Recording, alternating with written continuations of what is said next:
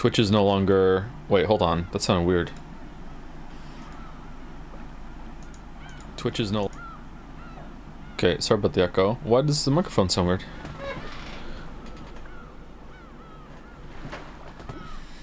Twitch is no longer auto playing the stream when I go live. Huh. Okay. Do I sound okay?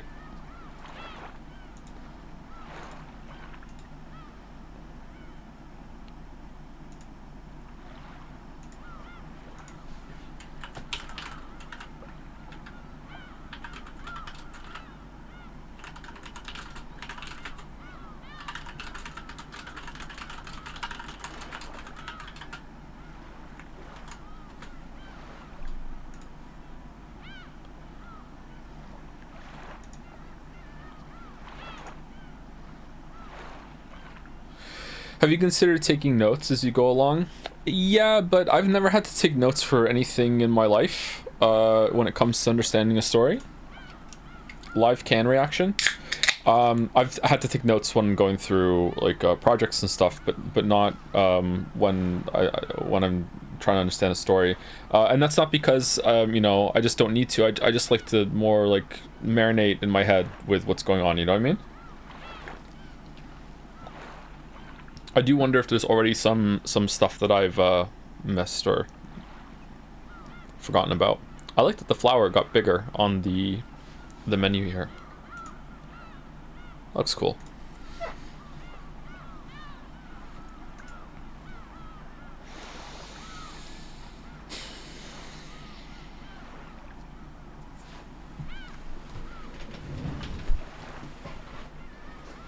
For no reason at all, where's my phone? Okay, we're good.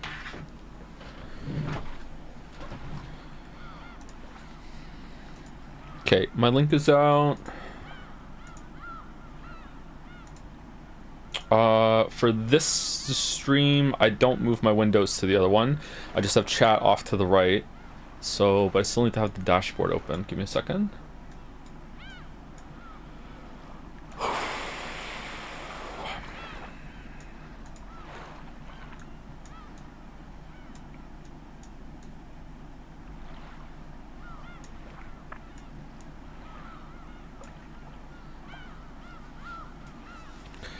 Any extended thoughts about the themes, narrative, and characters so far? Themes? What are those?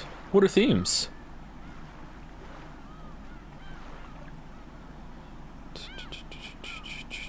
I do appreciate the first hour last stream was just pure fun and insanity, and the second hour indeed was like, yes, Daddy, tell me a story. Yeah, I think it went well. Yeah. I don't think we need to talk about it. I think it's all right. Yeah, I think it was very successful.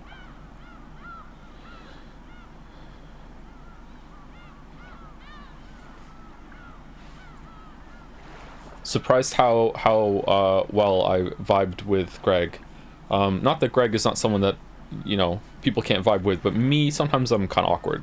So, as I said on many times before on stream, I like mostly being by myself. I don't really like group dynamics with that sort of thing because I don't like to talk over anyone, that sort of thing. But we meshed really well. So I don't know, maybe it's just a good match, or maybe I've grown as a person and haven't realized it or anything like that.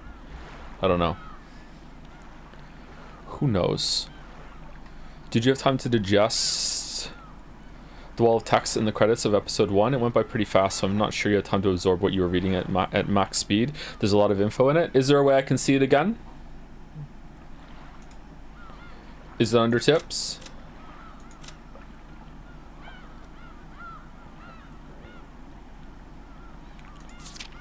This one? Or...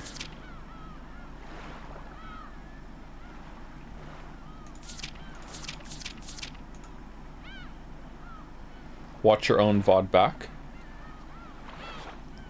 Did you know Greg teaches voice acting courses? Does he really? Maybe I should take a course.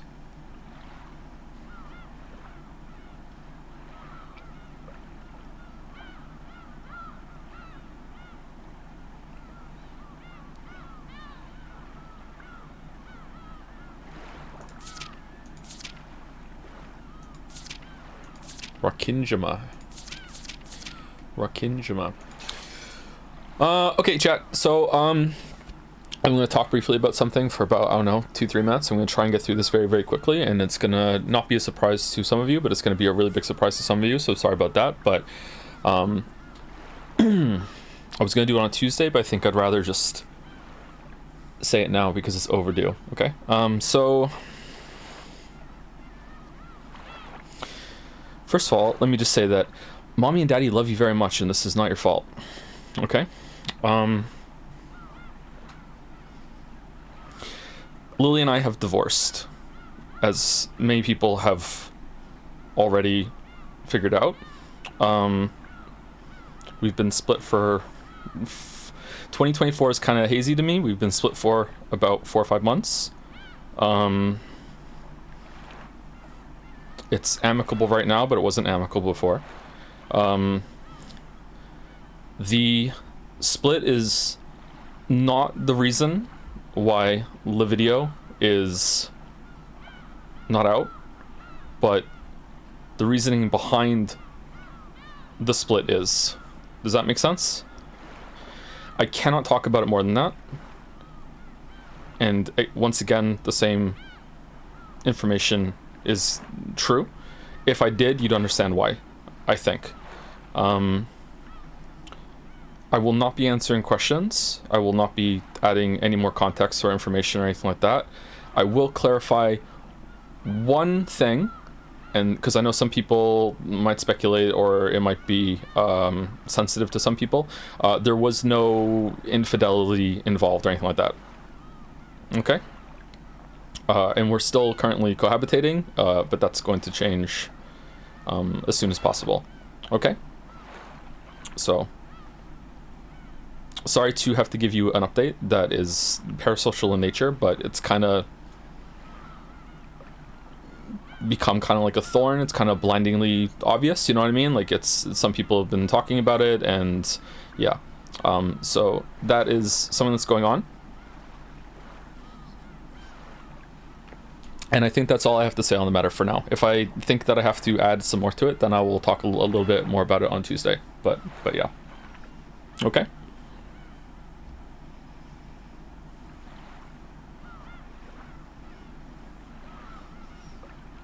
No wonder you're a gym bro. Now, gym bro predates it by a little bit. That wasn't the reason. Well, let's not talk about it. You don't need to explain anything to anyone. Well, I do a little bit, I think.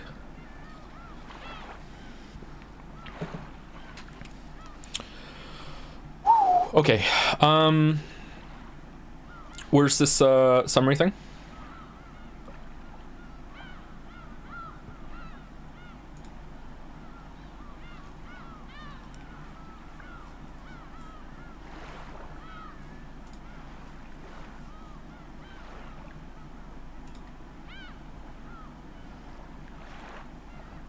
It's not here. Tips. We checked tips already, didn't we?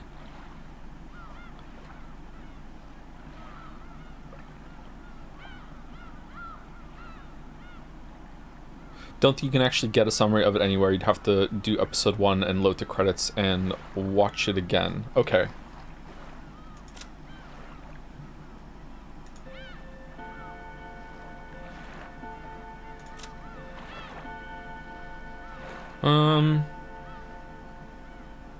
Maybe we'll do that. Maybe we'll do that at the end. Click chapter 1. There's a chapter. Oh, is there really? So if I click episode 1, there's a chapter select.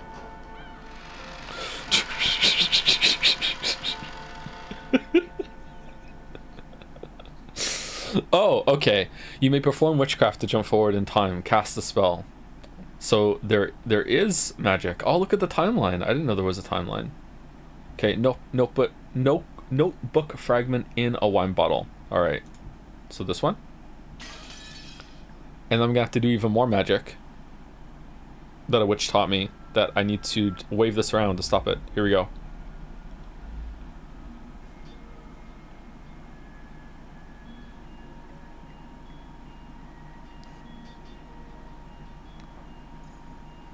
Can I hold the button to make it go faster?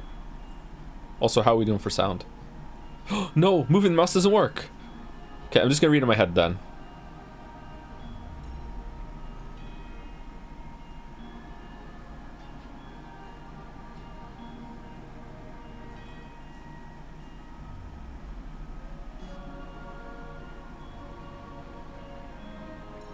Okay, so far I remember all this. I'm not getting any new information. I think I processed it, but there was a part down here that I had to read really, really quickly.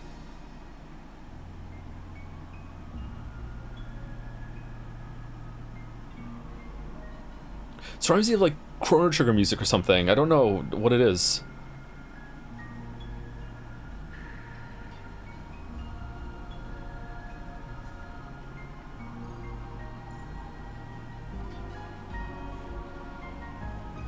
Okay. Strange wine bottle that had drifted on the waves to the pier. A neighboring island was pulled out by a fisherman. Inside it was a thin, tightly rolled notebook fragment. Written upon it were cramped small letters. Okay, so Maria wrote a story and put it in a bottle?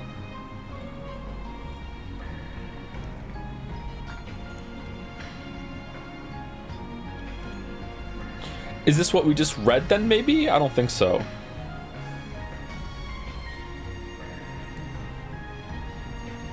I mean, that'll explain all the repetition. Maria, you know, at 9.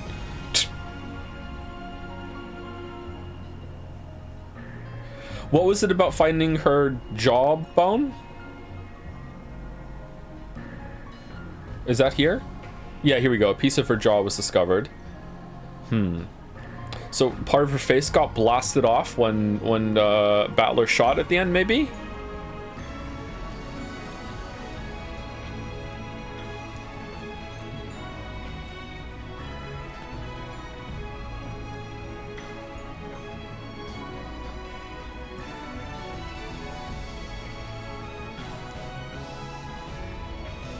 Okay, so this is weird. Why would Maria want people to find out the truth?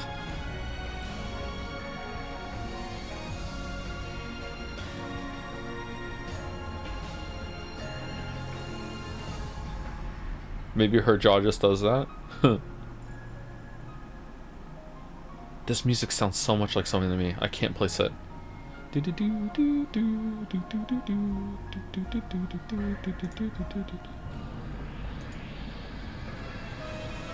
Legend of Mana? Maybe it is Legend of Mana or Secret of Mana.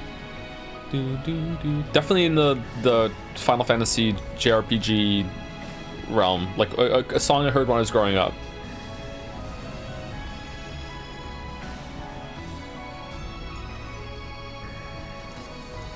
Okay.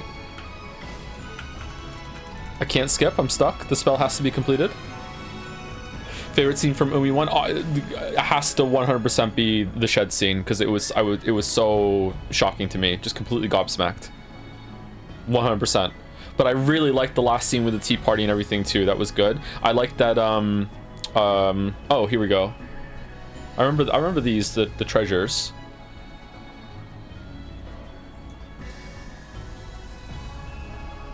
Okay, so it seems like they got what they wanted, and that's why they were in the tea party afterwards, and then Battler ruined it? Because that's why no one else was there. Huh.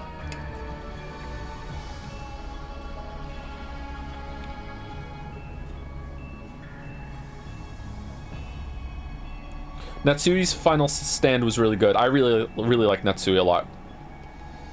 And it's not just because of the brunette arc either. She's really good.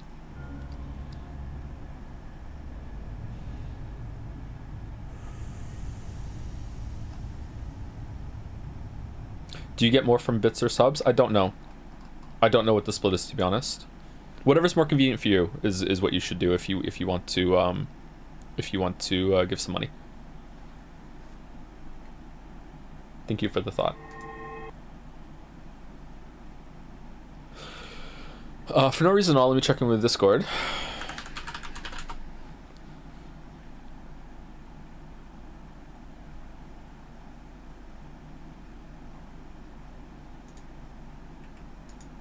Hey, how's it going?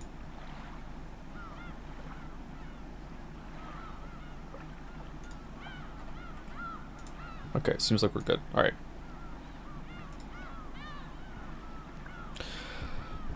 Okay, so my read on what happened yesterday at the end of stream is that paradoxically Beatrice both exists and doesn't, especially given the scene that happened after that too.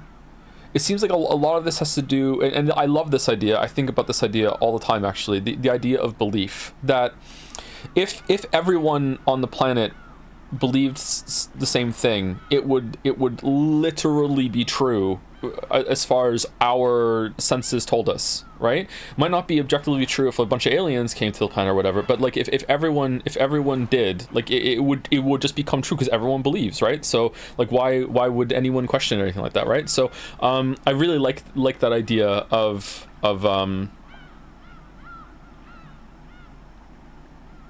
the power of belief. So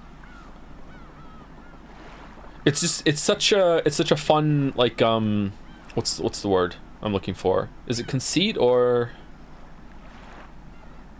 device? I'm not sure what exactly the word I'm looking for. It's really fun to have Battler literally talking to Beatrice saying you don't exist, and maybe it even makes sense. It's like if everyone just went along with it right now, she actually would exist, but she didn't exist until everyone went along with it to begin with. Therefore, it's like getting a fire started. It's like if once you get the fire started, it's really easy to keep going, but getting that first spark, you have to have a sense of belief that it's actually going to happen in order to make it go. So I kind of like that quite a bit. So my picking up of the story right now is that I believe that all of the murders that happened were not by the witch, but perhaps because almost everyone at the end, maybe even Battler was starting to cave a little bit and was starting to believe a little bit, really were bought in. She did materialize at the end, or some amount of magic did come into effect, and that's what the Tea Party represents at the end. Maybe. I still have no idea how to read the epitaph, though. That's what I would think. I also had the thought, which was because of the toes. I've been thinking about the toes, and it established that, like, if I was building this mystery, I would definitely have, someone else in the story just so happens to have 6 toes, especially considering the story pointed out that it's hereditary and that it's also not that uncommon. The fact that they said that really makes me think that someone else might have the toes. But I also thought that maybe I had like fallen for some obvious misdirection about like it always being referred to as like red makeup on their faces and hiding their faces and all this shit, that like it's easy to conclude that maybe one of those corpses is wrong or just disguised. But it also, you can go the other way and say, oh, just because that Shannon and Kraus were killed because you could see that half their face was still there, therefore they're completely dead, those for sure. Well, if Nanjo is in on it in some way, then oh yeah, they're dead and no one checked, right? Like, those could be the decoys. So really there could be just almost anything could possibly be on the cards there, right?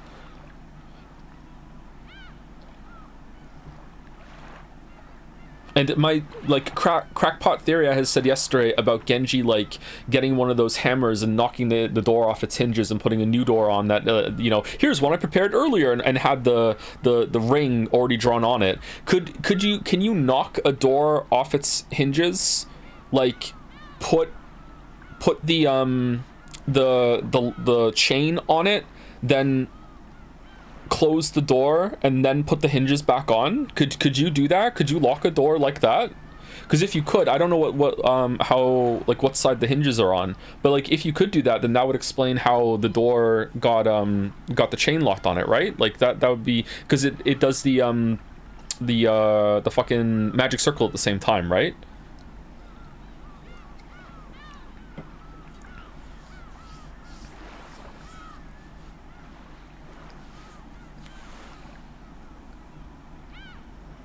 But when it comes to the last murders, either someone killed themselves after killing the other two, or there is still someone left alive. So someone has absolutely faked their death.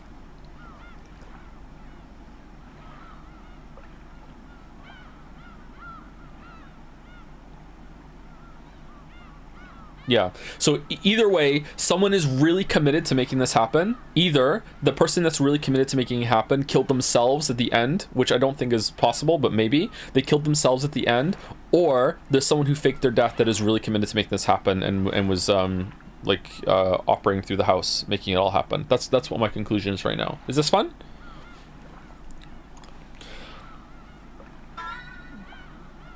You know what else is fun? Getting 50 gift subs. Holy shit. Thank you, LaRoche Monty. That's an absurd amount of gift subs. Thank you so much. Holy shit. And I'm probably not even saying your name right. LaRoche Monty? LaRoche Monty? Thank you so much. Did we all enjoy the stream yesterday? Probably an all-timer. Definitely a contender for creamiest individual stream of Jet Set 2025.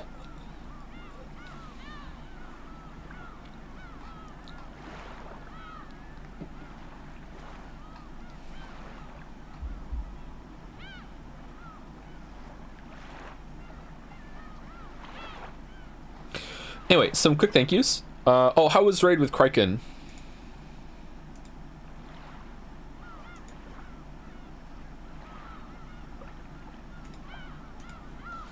It was good. So Kraken can be rated again.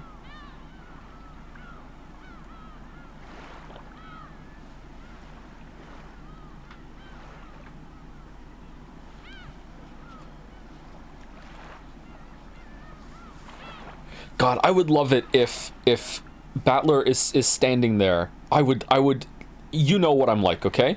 So I would love it if if Battler is standing there in front of Beatrice, and Beatrice is like, you know, sir, I exist, clearly, like, look at me, I'm right here. And Battler is like, yeah, sure, but you still didn't commit those murders, so you didn't do it right, so therefore you don't deserve to exist, therefore I'm not going along with it, even though I've already proven it to the, like, I can already see that you exist, so fuck you not doing it. Like, nah, like, it's just like so fucking, that's such an amazing fucking, like, position to be in, just like digging in, being like, no. Like, yeah, because I believed, and then you showed yourself to me a little bit, and then now you can show that you exist, but, you know, before that you didn't do all those things, so therefore you don't really, yeah, that's such an amazing like conceit again. I think it is. Anyway, thank you Axel87 for the resub. Umineko 3 times a week, alright. I don't think I can read it that often, sorry. I think I would get tired. This stream was I didn't get much sleep last night, so yeah, I don't know. Thank you Adros5 for the resub. Hey Joe, thanks for the awesome content. I'm glad the streams are back. Also, I'd like to use this platform to just say joms. Thank you Angie the Gorl for the resub. Gorl, I just finished the VOD. I'm so sad I missed yesterday's stream, but also excited for more Umineko. Alright, this guy Greg, I'm thinking Goofy.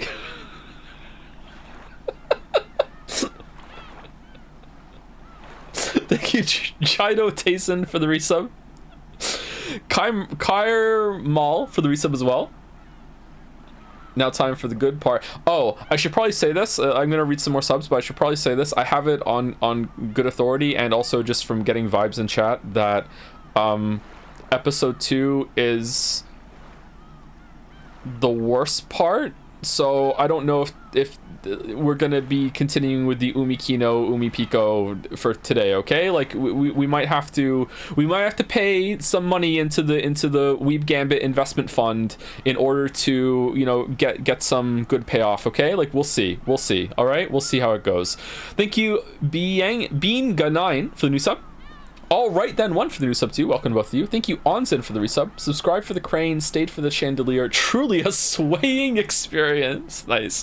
Thank you Sphinx PhD for the resub. First started watching you in January 2024. Thank you for the extended break so I could understand all the stream lore by the time you came back.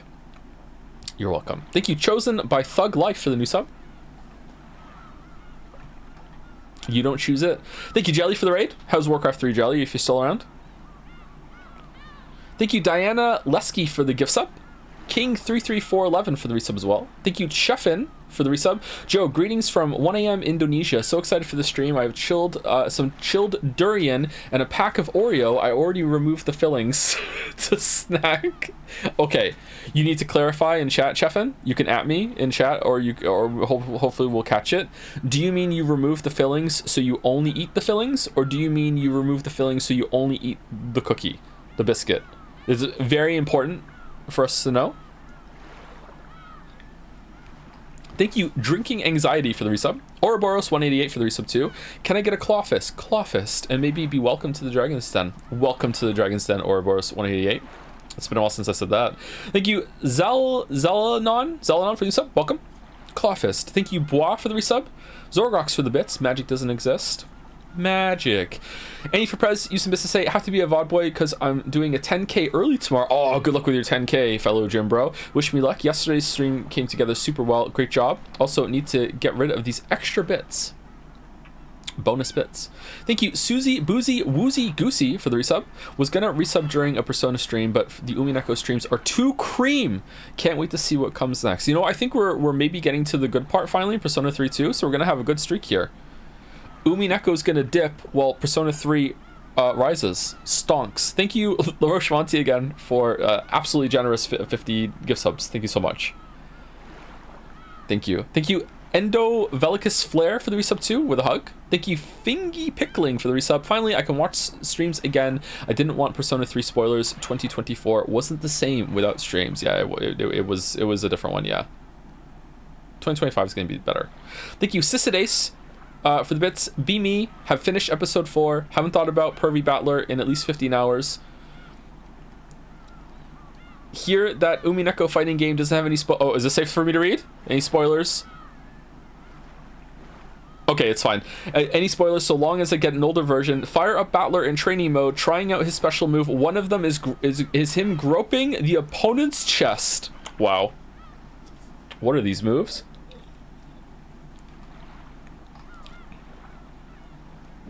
Even the guys? What are these dudes? Thank you, Comdonino? Hopefully that's on the right. Thank you very much for the new sub. Welcome. Thank you, Puka Boy, for the resub as well. Sub anniversary during Umineko. You love to see it. Absolutely loving the theorizing, Joe. It's peak. It's good. I'm glad people aren't bored of me trying to figure some things out. I really enjoy doing that on the mystery games that we've done. Surprisingly, we've done quite a few at this point.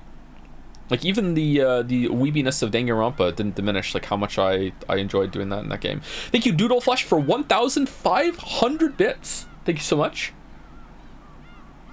Thank you, Meta Magician, for gifting a sub to Kinzo is Dead. He fucking was burned in the boiler, that's for sure. Yep.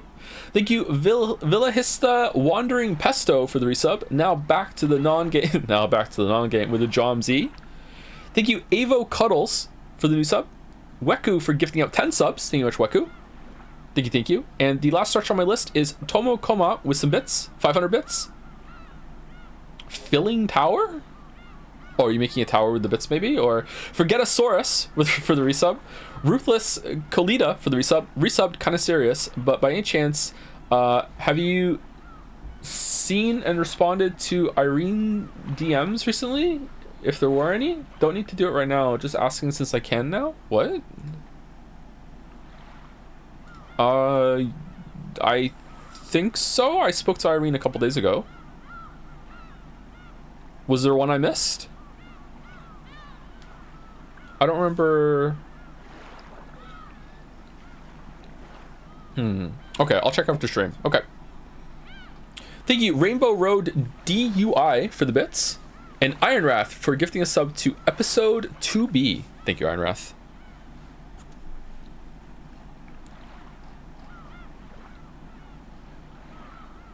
To be.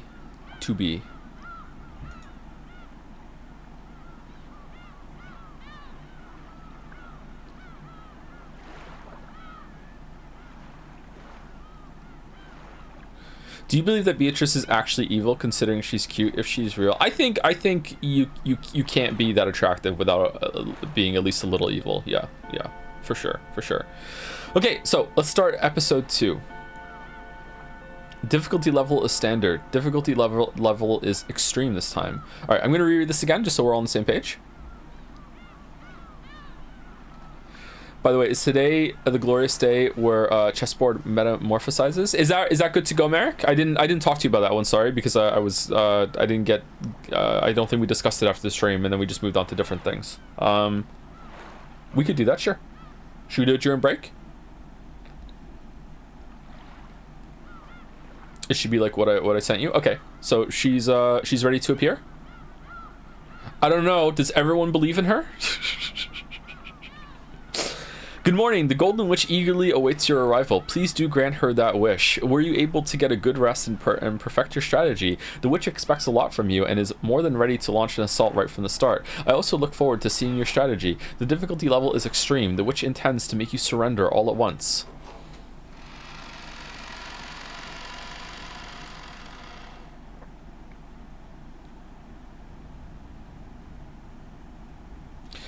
This story is very obviously fictional and fantastical in nature. That's, even that is now a part of it. That even that is a part of the story.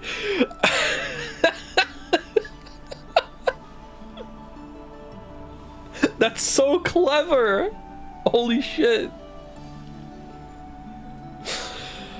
Okay, let me do a couple lines and then we'll see if the voices are too loud. George-sama, please look.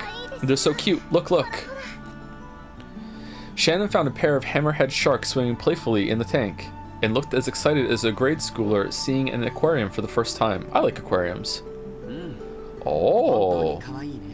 Yeah, they're really cute. Just like you. Look at this. This is like different outfits. Almost makes you want to eat them. I feel so sorry for them. Did you know? I hear the Japanese are the only people in the world who go to aquariums and say how delicious everything looks. Is that so? I'm sure even Americans and Italians would want to eat these.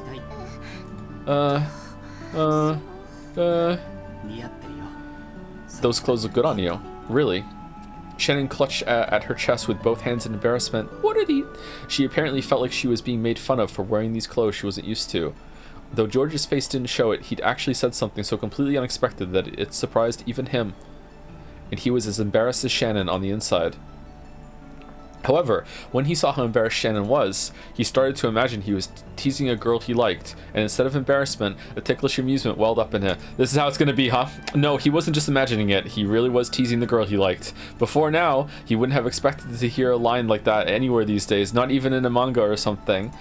Paimon thinks you're teasing a girl you like. Oh, is it really Paimon? George? Who's Paimon? No one's here.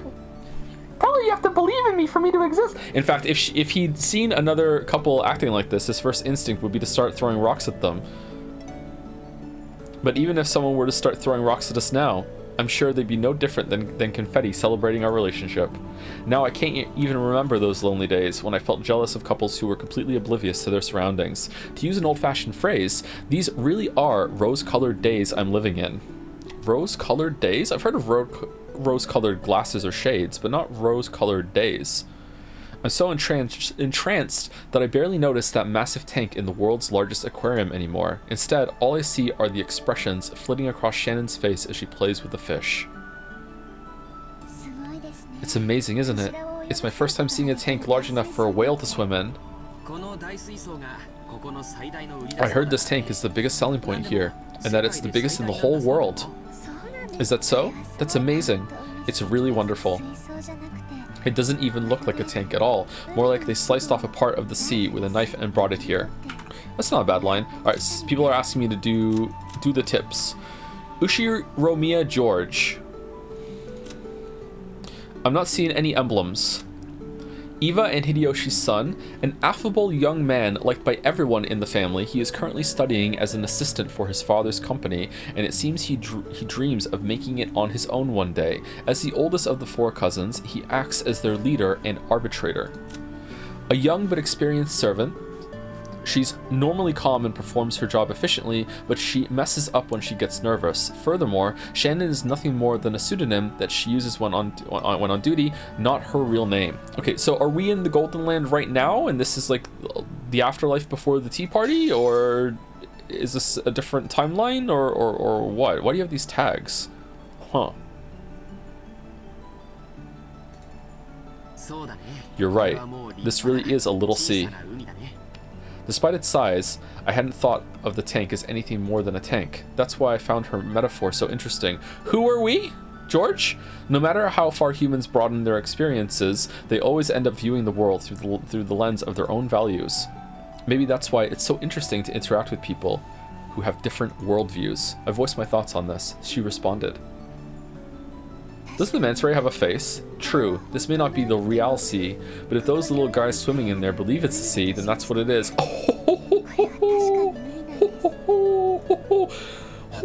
Even though they're inside a finite tank, the sea is finite too. Then again, even if the sea were infinite, how much could we cover in our whole lives? I'm sure it'd be only a minuscule fraction of the sea that we could see on the sea. See the face? You're right. It's ironic, isn't it? Even though the world is so vast, most of us humans live our lives without ever leaving our own country. If the inhabitants of a place believe they're living in a complete world, then even the bottom of a narrow well can be a wonderful world, an entire ocean, at least to the frogs that live there. Shannon, who spent her days as a servant on a small island 10 kilometers in circumference called Rakinjima, said that with a smile.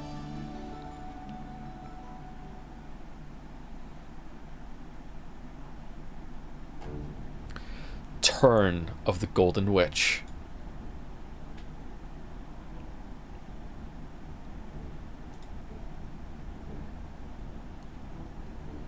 Ushi Romia Battler. Oh. Are they all going to be here? Oh, now they're justifying the opening that we had there. Oh, George, Jessica, Maria. Lick the clip. Lick the clip. It's gotta remember. Hold strong. Hold strong. Kinzo, Kraus, Eva, Natsui, Hideyoshi. They can't justify all the slowness in the beginning of episode 1. They can't justify it. Can always be cut in half. Rudolph, Rosa, Kyrie. I like Kyrie. Kyrie. Nanjo still here? Goda? Cooking up some of the fish? Canon? Is this canon? Beatrice? Beatrice.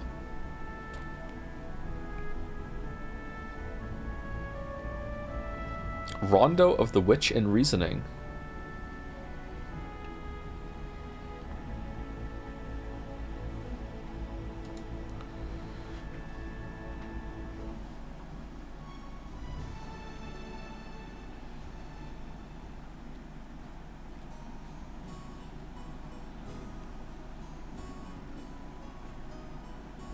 Maybe Chandelier?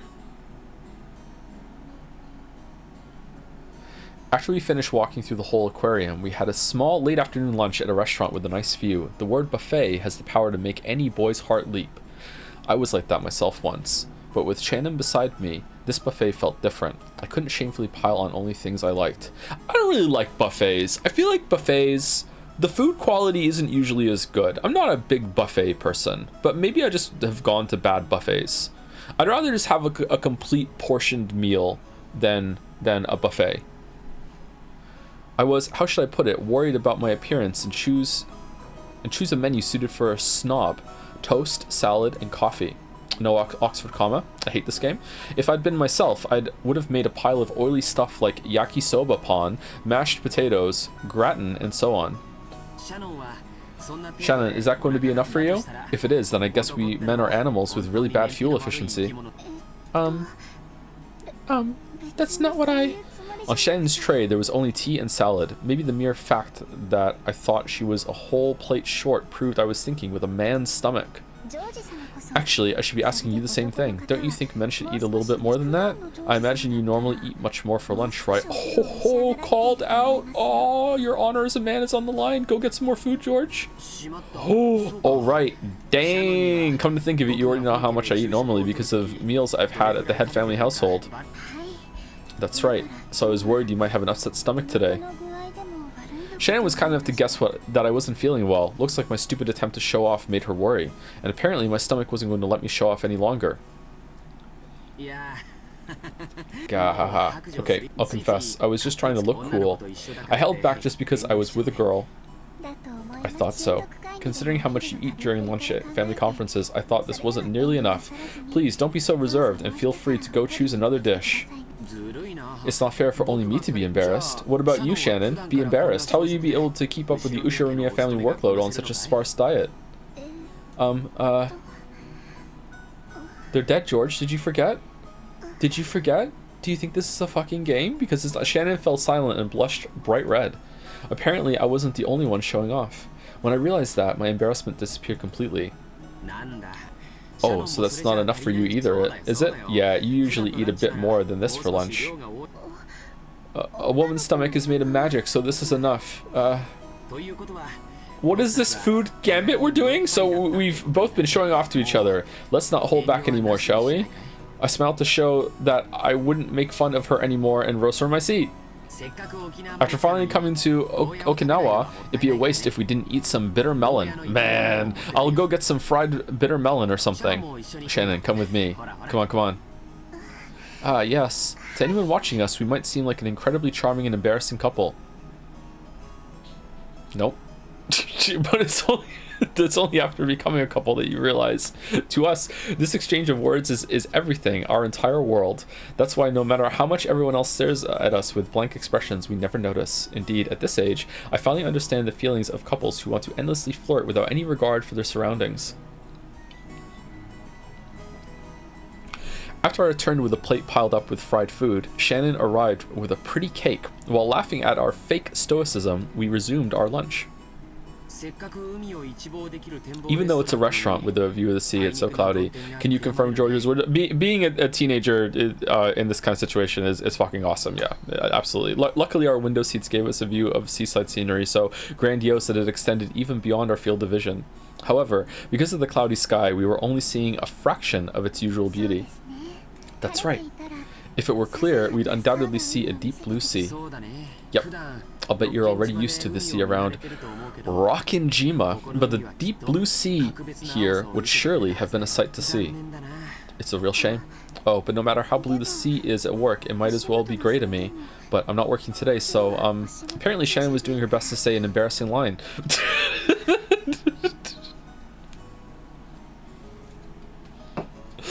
What is this, negging? What the fuck is this? But I didn't let her get off easy. Okay. So close. If only you'd said, when watching the sea alone with you, George-sama, it looks deep blue no matter how gray it is.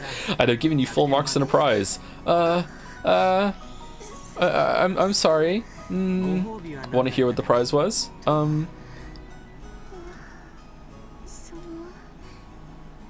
If you don't mind telling me. Okay, I'm not getting good vibes from this interaction at all. Is this a different kind of dynamic this time? Because she seems uncomfortable to me. No, I won't tell you. That's no fair. Maybe it's fine actually, I don't know. When I was in elementary school, I was always the kid who got bullied. When everyone teased me, I grew nervous and speechless to the delight of the bullies. Back then, I wondered why everyone teased me, but now, teasing Shannon like this, I understand why. This is so much fun. I can play with her... Sorry. I can play with her emotions however I please, and I can have them all to myself. Right now, I can't think of any greater pleasure, so that's why I have to go easy on her. It's not as though I want to make her feel embarrassed or upset. So I decided to be nice and change the subject. Best not to be too obstinate. When you finish your lunch, do you want to take a walk on the beach? Maybe the clouds will clear up and we'll get a beautiful view of the sea. That's right. I want to go see it. That's right, and in other words are very common phrases here, right? Yeah, let's do it. But that cake really does look delicious. Maybe I'll go get one of those too. You mustn't. If you eat cake after eating so much, you'll get fat. It looks like Hideyoshi-sama's blood is pretty thick in you, George-sama, so you'll get chubby if you don't take care.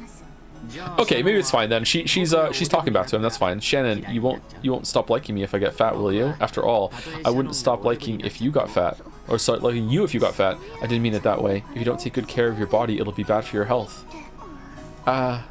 Ew. Mother warns me all the time too. I wonder if I'll have to take up Tai Chi Quan or something like she does, and get some exercise. Oh yeah, she can do the kicks, right? When going on a diet, it's better to start by rethinking your eating habits rather than just exercising all the time. So true, Shannon. So so unbelievably true. That absolutely. Apparently, the exercise only helps if you're eating well first. In other words, you're telling me to hold off on the cake, huh? Then I guess I'll just have to gaze at you while you stuff your cheeks with it, Shannon. Do you think Shannon's on creatine? A whole cake is probably too much. But maybe just half of one would be okay. Here, it's really delicious. Shannon cut her own cake and tried to move half to my dessert plate. I had no doubts that she wanted to share the delicious cake's flavor with me. However, I meanly pulled my plate away from her. She blinked in surprise. She couldn't seem to figure out if I was refusing the cake or not. So I winked, opened my mouth, and said, "Ah." Giggle. So that's what you really wanted. Sheesh, you're such a pampered child, George Sama. True again. So true. Giggle, so that's what you really wanted? Sheesh, you're such a pampered child. Oh, sorry. Okay, say ah. With a partly embarrassed, partly exasperated face, Shannon offered the cake to me with a fork. Chomp. It tasted like a cheap chocolate cake you might find anywhere. And yet it was exceptional, because eating cake in such an embarrassing way, as if it were a couple of perfect fools, had been my dream for many years. It made this cake's flavor heavenly. If the earth is destined to end, I wouldn't have any regrets if it happened right now. It was such a moment of bliss.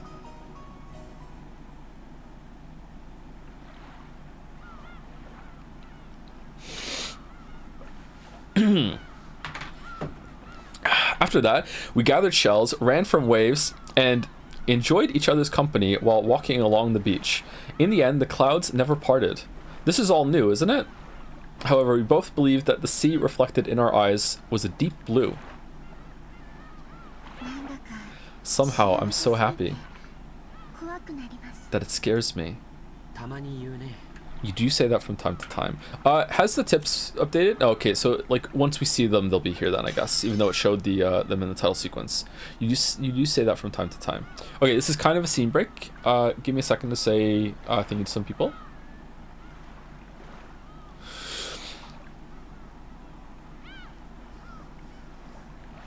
I think it was Ruthless Kalita, right? Rainbow Road DUI, remember that one? Okay, I didn't get the joke the first time. I just thought it was a funny phrase, but Rainbow Road DUI, I get it now. Okay. Hi, Joe. Thank you so much for doing these streams from KZ. They are extremely entertaining and are bringing a lot of good vibes to my life, for real. Please don't stop theorizing. Us Umi bros adore it, and I'm sure the rest of the chat finds it fun too. Yeah, this stream is gonna have to be pretty bad for me to drop the story at this point. I really want to see it to the end, and I just get so much bonus points just dunking on Steins Gate fans still. And hey, I haven't mentioned Steins Gate in a couple of these streams, so therefore, you know, I'm allowed. I'm due. That's my one for today. Here we go. Thank you, Dominic, for the bits. Remember, attractive plus evil equals morally gray. Yep. Big time menace. Yep. Thank you to Men of Answers for I'm ready to see the cliff today. Oh, it's right in the background. There it is. Thank you, Pimozidi for the resub.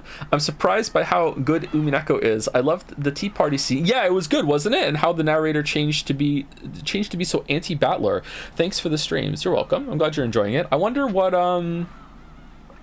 the goal was with Battler in the beginning. I wonder if it was like to set you like on a different course. Is it just subverting expectations, or do we just is he only like that when he's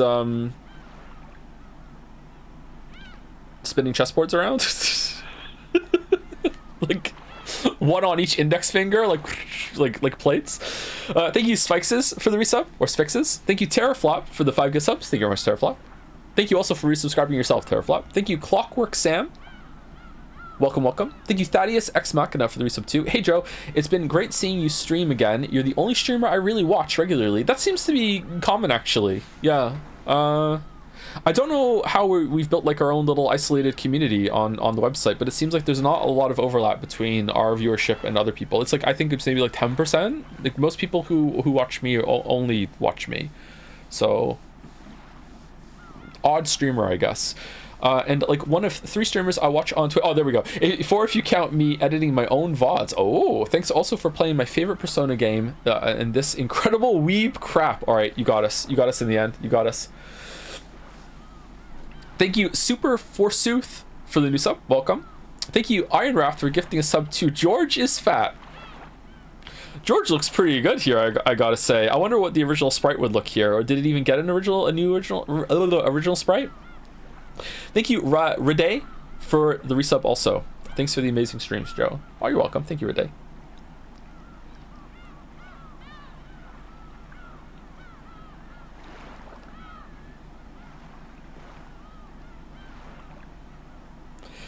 You do say that from time to time. What is it you're afraid of? I'm a servant of the Ishiramiya family. For someone like me to be walking like this with a member of the family, it just felt like it was too much for me. I'm also surprised I didn't just meet you yesterday or today, Shannon-chan. We've known each other for years now. However, we can only meet during those family meetings that only happen a few times a year. Back then, what's this then? Back then, I couldn't even imagine having the sort of relationship where I could spend time with you like this. It was the same for you too, right? Real quick chat, did I miss... Am I supposed to know what year it is? Did it say? I don't think it did, right? Okay, thank you. I did imagine it. No, I mean, maybe I should call it a kind of daydream. I did think about what it'd be like being in a relationship with you, a boy who was always so gentlemanly and considerate. That makes me feed him cake. Though it was only ever a fantastic daydream that you believed. Then we must have your believing heart to thank for our relationship. Oh man, they know what they're doing. Magic dwells in the power of love, so I'm sure that magic brought us together. A lot of cackle-eating on the part of the writer during this section. You're right. I really do think it was magic. But you know, that's not actually true. As you kept looking more and more beautiful every year, you became a larger and larger presence in my mind too. If the same thing happened to you, then the fact that we're here today is simply an inevitable consequence rather than something caused by magic or a miracle. No, a miracle did happen, George-sama. She stopped walking down the beach, gazing out beyond the sea. A miracle? No, it was magic. It happened. I was bewildered by that slightly mysterious phrase which I sometimes heard her use. Magic, you say? Yes, magic. In this version, you're the Maria. I doubt you'd believe me even if I explained, so I won't, but this bit of magic definitely had the power to grant the miracle that brought us together. Are you talking about some kind of ritual? Yeah, you might call it something like that. Except that it really was magic, not just some ritual. Maybe it's all girls, not just Shannon, who tend to treat encounters as miracles or coincidences. For a man like me, an encounter with a girl is 70% hard work to try to make her like you, 20% courage, and 10% coincidence. The part that means everything to her is a much smaller factor in my mind. Maybe that way of thinking itself is calculating and typical of men. But if I said that out loud, it might dissolve all kinds of magic. To my mind, there were lots of coincidences, compromises, and expended effort on both sides before we gained the relationship we have today. At the culmination of all that, we get to spend this joyful time together. And if she wants to call that magic, I've got no objections to her choice of words, so I'll stand up for that magic. You're right. If the same fate were repeated 100 times, maybe you and I could get into a relationship like this only one of those times. Doctor Strange, in the other instances, even though we'd be aware of each other, maybe we would have only maintained a reserved relationship after all this time. From the perspective of those other me's and you's, you and I are undoubtedly in a miraculous relationship right now. That's not what I meant. It really was magic, idiot. No matter how often you tell men something like this, they'll never believe it. Oh, you're on the same bullshit. Okay. You know what? They're meant for each other. Canon-kun didn't believe me at all either. I believe you. I'd hate for the magic to fade away because I didn't believe in it. George-sama. In a small voice, I apologize for saying something that trivialized her magic. Shannon seemed to be glad to hear me say that. After all, if two people believe in the magic of love, it becomes eternal. Oh, that's right. I was wondering if you'd be willing to agree to a little whim of mine. Yes? What is it? You call me George-sama, right? It's not that I dislike it, but would you consider not calling me that anymore? Of course, you have to keep up your appearance with the Ushirima family, so I wouldn't force you to do so during your everyday routine on Rockinjima. Is it gonna be the same bit, like if it was an order I'd have to obey it, or? But when we're alone, I'd rather you didn't call me that. Yeah, let's make that a rule. Rule? A rule? What would happen if I violated that rule? Maybe we should have some kind of punishment game if you break the rule. What are we doing, George? Yes, what should it be? Want to hear? No, I don't want to hear. I'll have to think about what it should be. Okay, George. Son. Yeah, I love the way that sounds. I'm so happy, Shannon. I also have another name. It's Sayo.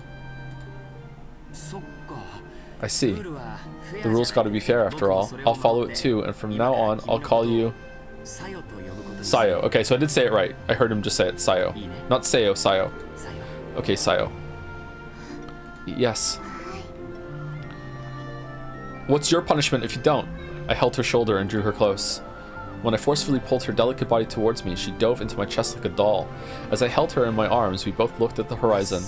What a deep blue sea. I'm so happy we got to look at this sea, just the two of us. Me too. My mom likes it too. I'm so glad we have to have a chance to look at this deep blue sea with you. It's so deep, it's so blue, not gray at all. Deep blue sea. As we gazed at the gray sea, what do you mean it was blue? And a light rain began to sprinkle down. We kept listening to each other's heartbeats.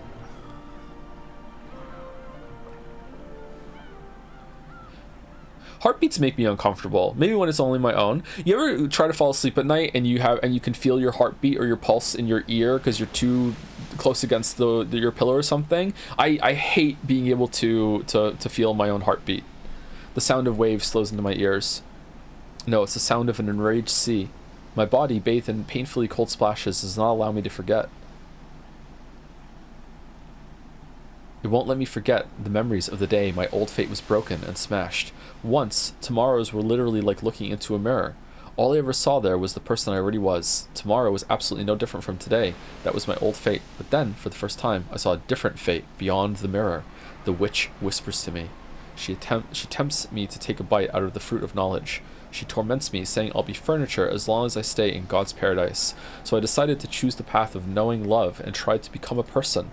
Those days were like sweet honey, but at the time, I didn't realize that they'd be the start of a new kind of suffering. Okay, so far, I'm enjoying this? Am I brain rotted, or is it okay so far? It's a little repetitive, but so far, I feel like there's like this undercurrent of tension going in the scene right now, and they're having like these like, it's you can't believe it still counts as subtext talks about the magic and belief and shit. You know what I mean? But it's still there. It's something. You know what I mean? Like it's not too bad so far. I've arrived at a small island on a motorboat. I've only just learned how to use. No. Oh, here's the cliff. It's right here. No, this can hardly be called a small island. It's little more than a rock jutting out of the water.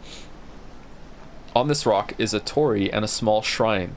It was probably built to worship the guardian deity of Rockinjima. Even though I don't know exactly what it signifies, I know it has to be something holy. Is this the one that was hit by lightning?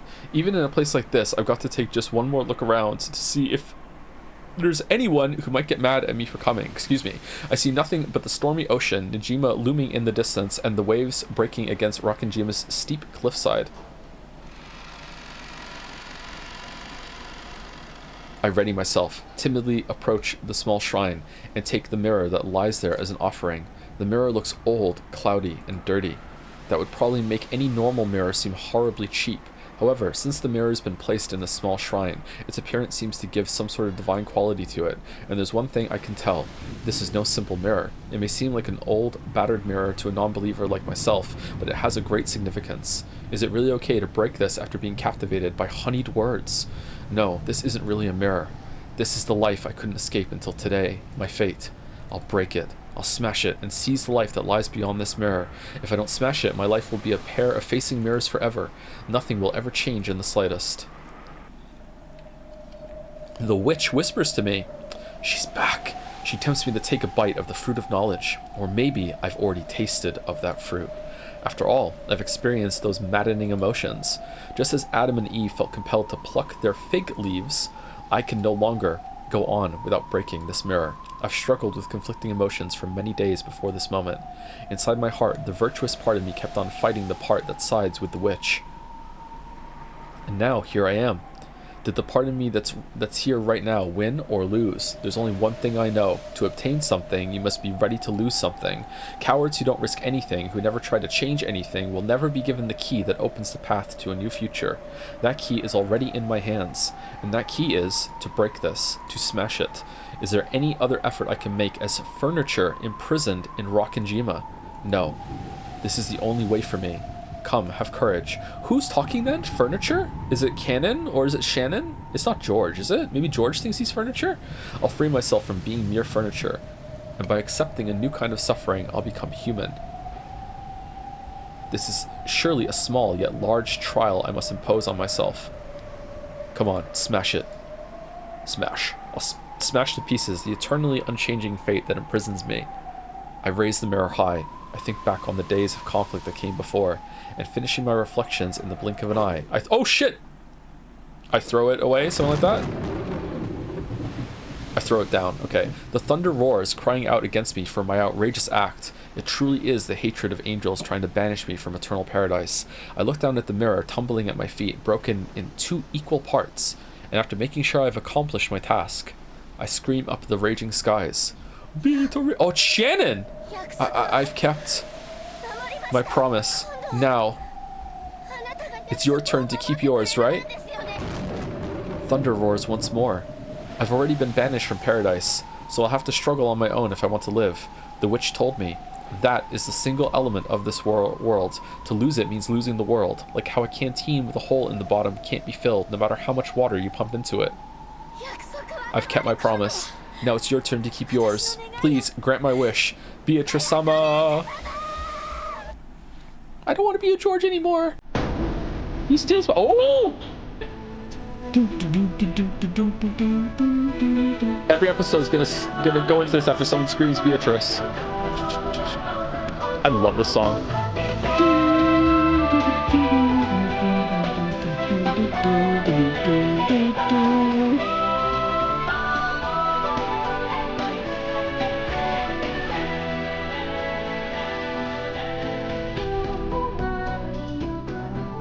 Okay, so far it's the same. Smile. What are these, boobs?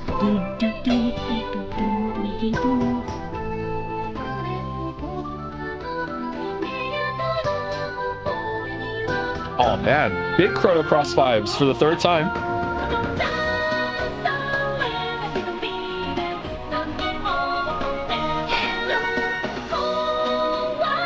This has no business being this good.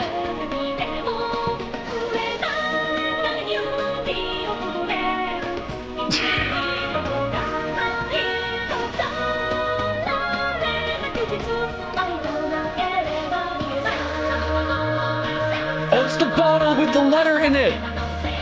I understand! Welcome to Rockin'. And there's the bird that dropped it! In league with Maria. Maria's a bird! That's why they didn't find her!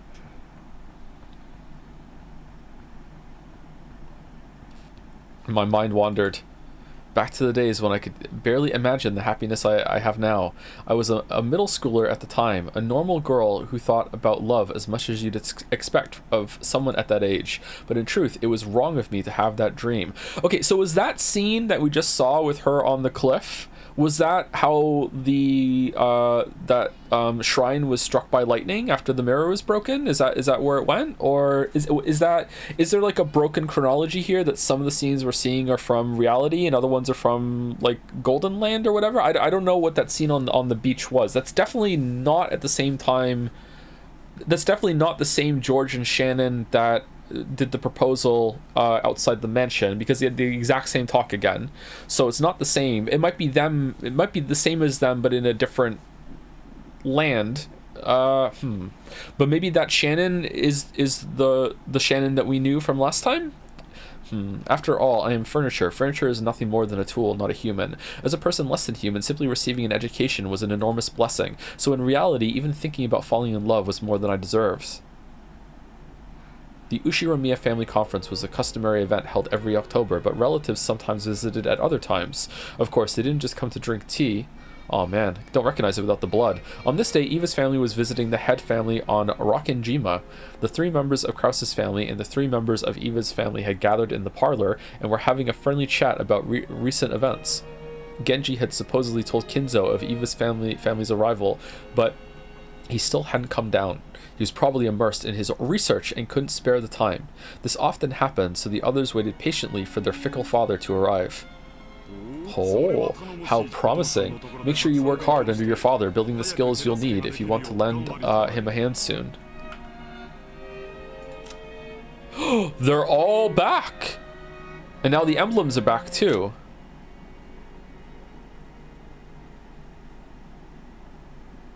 Okay. This is the same. I really like her. I think she might be better than Kyrie right now. I don't know, because she got more screen time. If Kyrie gets more screen time in this version, maybe Kyrie will take it over. I really like her. Like number 2 after Battler, I think. Battler is really growing on me. I like it whenever Battler's on the screen, I'm like, hell yeah. Whenever Battler's not on the screen, I'm like, where's Battler? I really enjoy Battler's bullshit. Because he's literally me. In the absence of any irregularities, it is thought that she... Okay, I think we read this before. Okay, unless chat screams at me right now, I'm going to guess that all of these are the same.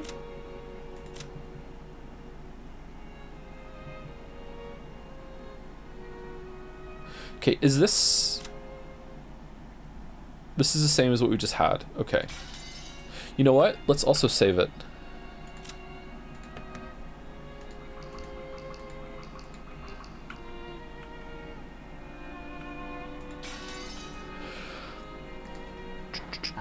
Thank you very much. I've learned countless precious things from the many experienced people Father has introduced me to, and these were all things I could never have learned in school. When you're in school, it's not math and language you're learning. What they're really teaching you is the right outlook and attitude for learning more. Once you've got that base, you can finally start a long period of study that'll last your entire life. Gotta hate to see it. I'm agreeing with Hideyoshi. The most important skill to have is reading comprehension, which, as you can tell when I stream, I am so good at. People who don't get this end up spending their whole lives as fools who never learn. Just getting full marks in math and language won't do you any good at your company. Indeed, that is exactly right. Hideyoshi-san, your style of education never fails to impress. George isn't quite a full man yet. He'd better always keep that in mind and embrace his studies and eat more cake. Stop it, dear. George is always giving it his all, right? Truly admirable. Okay, so do you dress like this whenever you all the time, or whenever you're visiting? You got a tattoo? That's hardcore. Oh my god. Or when you're, or is it like a temporary stick-on from where you visit, or like is it only when you visit home you dress like this, or did they just not have a sprite? I guess. Truly admirable. I wish our Jessica would learn from him. Hardcore, maybe hardcore is not the right word. Man, a tattoo. No, I mean like she's really committed to the family bullshit. If she had the emblem like just permanently tattooed, you know what I mean? Like that's what I mean by hardcore. It's not the right word. Sheesh. Are you still holding a grudge about that test score? I'm studying for tests the best I can. At least don't say it here. Pissing me off. Once people started praising George for his diligence, the conversation usually turned to Jessica, who hated studying. Jessica made an openly displeased face as though she'd known this would happen. My. Schoolwork aside, it seems Jessica had better learn to choose her words a little more gracefully. How improper for the single daughter who bears the weight of the Ushiramiya family crest. Come now, she's quite appealing in her own way, isn't she? Times change. The time when we had to act all modest to entertain men ended long ago. Tell it to Shannon. That's right. I knew you'd understand, Aunt Eva. My headache is truly trying today. Are you okay? Aunt Natsui, you're looking a bit pale.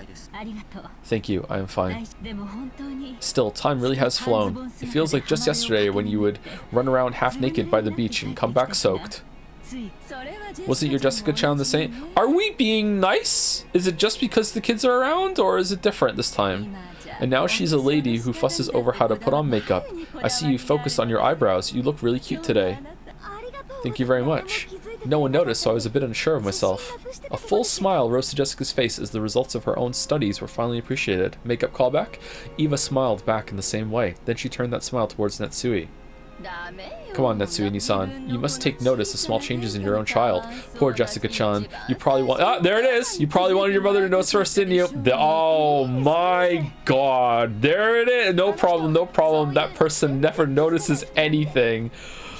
Holy shit, Jessica.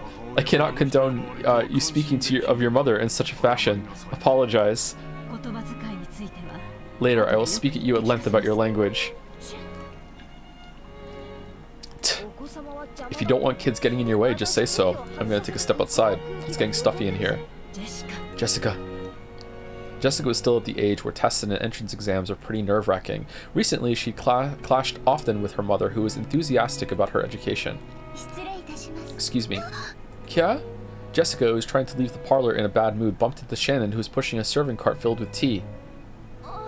Shannon, no need to worry about my tea. I'm just gonna go wander around the garden.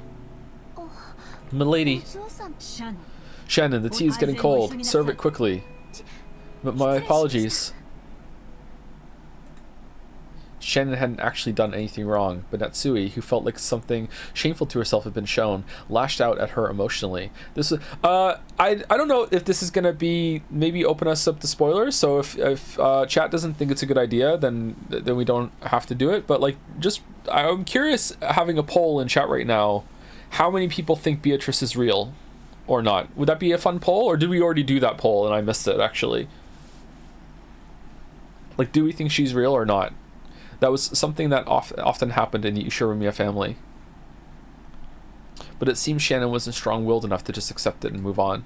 Bad idea, really? Okay. She shrank back and cowered while serving the tea. She had the unfortunate habit of making more mistakes when she cowered. Her pitiful appearance ruined the peaceful atmosphere that had existed a moment before. It wasn't really Shannon's fault, but she thought she might be the source and felt a pressure on her chest. Her shaking fingers made the utensils clang, and you couldn't have called it graceful, not even just to be polite. The more pitiful she appeared, the greater the silence grew. Best girl poll, though? Natsui won by a landslide. Wow! 55% of the votes. Kyrie was second with 19%. Eva was third with 16%, and then it clicked up. I think maybe it was Jessica was last. The more pitiful she appeared, the greater the silence grew. The more irritated Natsui looked, and the more Shannon cowered. Shannon's thin neck felt like it was being suffocated and choked by the reaper known as stress. At that time, George spoke brightly, blowing away the stiff atmosphere.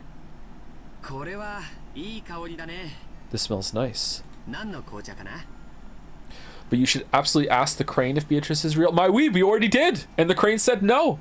This smells nice. What kind of black tea is it? It's from the witch. This is, I don't know, I found it in this weird wooden box in the back of the cupboard with all this red paint with circles around it. No, don't say it. I'll guess. It's a very distinctive smell, so I probably know it. Is it Earl Grey? I think it probably is. I've had Earl Grey and I didn't like it. It kind of tasted like drinking the peel of an orange, but maybe I should try it again all these years later. Yeah, I'll bet it's Earl Grey. When you get back to the kitchen, check the tin. Oh. George-kun, you know a lot about black tea, don't you? One of the company presidents who's looked after me was very knowledgeable about black tea. I managed to pick up a little while listening to him discuss the subject. Oh yeah, the president of Okanogi Foods. Yep, that sort of trivia is that guy's specialty. The names of black teas often refer to the places they're made, right? So did this come from a place with that name?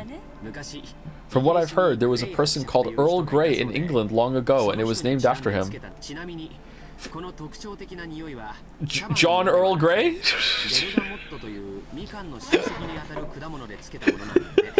Furthermore, this distinctive smell doesn't come from tea leaves, but from a fruit called a bergamot, which is a relative of the mandarin orange. Oh, it is orange! Okay. Is that so? I never knew that.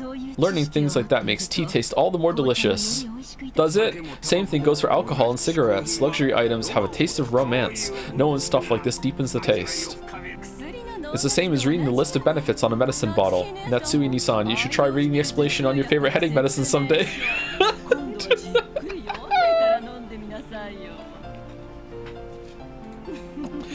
Giggle, giggle, giggle, giggle.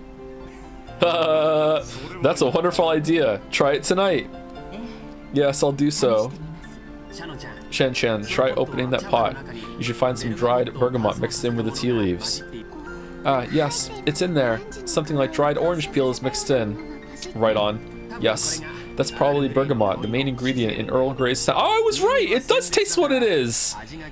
Oh, damn! The scent is vivid, so you might expect the taste to be intense, but it's still gentle and easy to drink. If you make it with milk, the scent should become more mild, which works great. If there's anything left in the pot after you've poured for everyone, you really should try drinking it with milk. Ah, yes. Thank you very much. George gave her a small wink. Shannon finally realized that George had kind-heartedly swept aside the tense atmosphere in the room. God damn, he's so good at that. Can't believe he's still single. And he had done it for the sake of Shannon herself, a cowering servant. The Ushiromiya family did not pamper their servants, but they did pay them well. Any display of awkwardness would be harshly punished. So it was rare for them to be given a helping hand like this. Thanks to George's kindness, Shannon managed to regain control of herself and finish serving tea without further incident. As long as she stayed calm, she could carry out her work elegantly and flawlessly.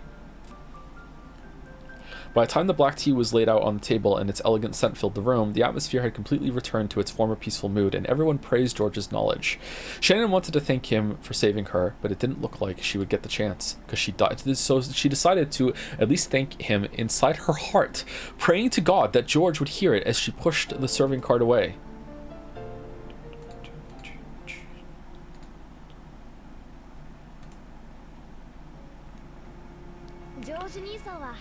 George Nissan always lends a helping hand at times like that. By changing the topic or something, Shannon and Jessica were in the rose garden. Jessica still hadn't returned to the parlor after getting into a fight with her mother and was nonchalantly killing time here.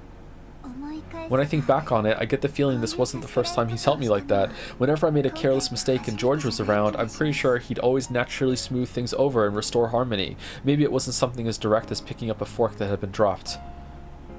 Who the fuck? But that was his way of caring. Even servants have their pride. They want to fix their own mistakes by themselves.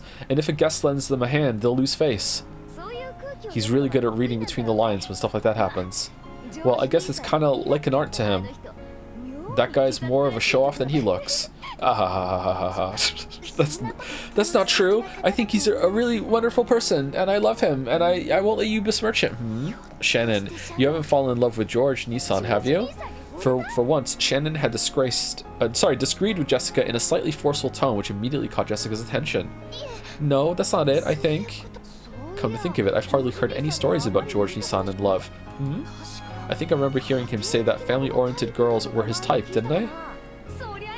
Sweet, that fits you perfectly, Shannon. Because you're practically family, it does. How could... I am not... actually, you might literally be family, considering what we learned last stream. Suitable for such a thing. Oh no, not suitable? Like hell you aren't. You've known him so long, you're practically a childhood friend. They say that when you start from a natural relationship where you don't think of one of the other as a member of the opposite sex, things start to move pretty fast once you finally start thinking about it. There's no doubt Jessica loved teen magazines with this kind of story, and she was always getting excited talking about that kind of thing with her friends. What if that was true? What would she be?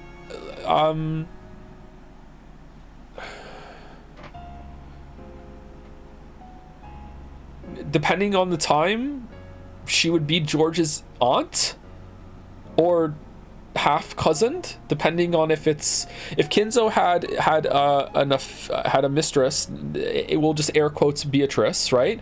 And he had kids with her.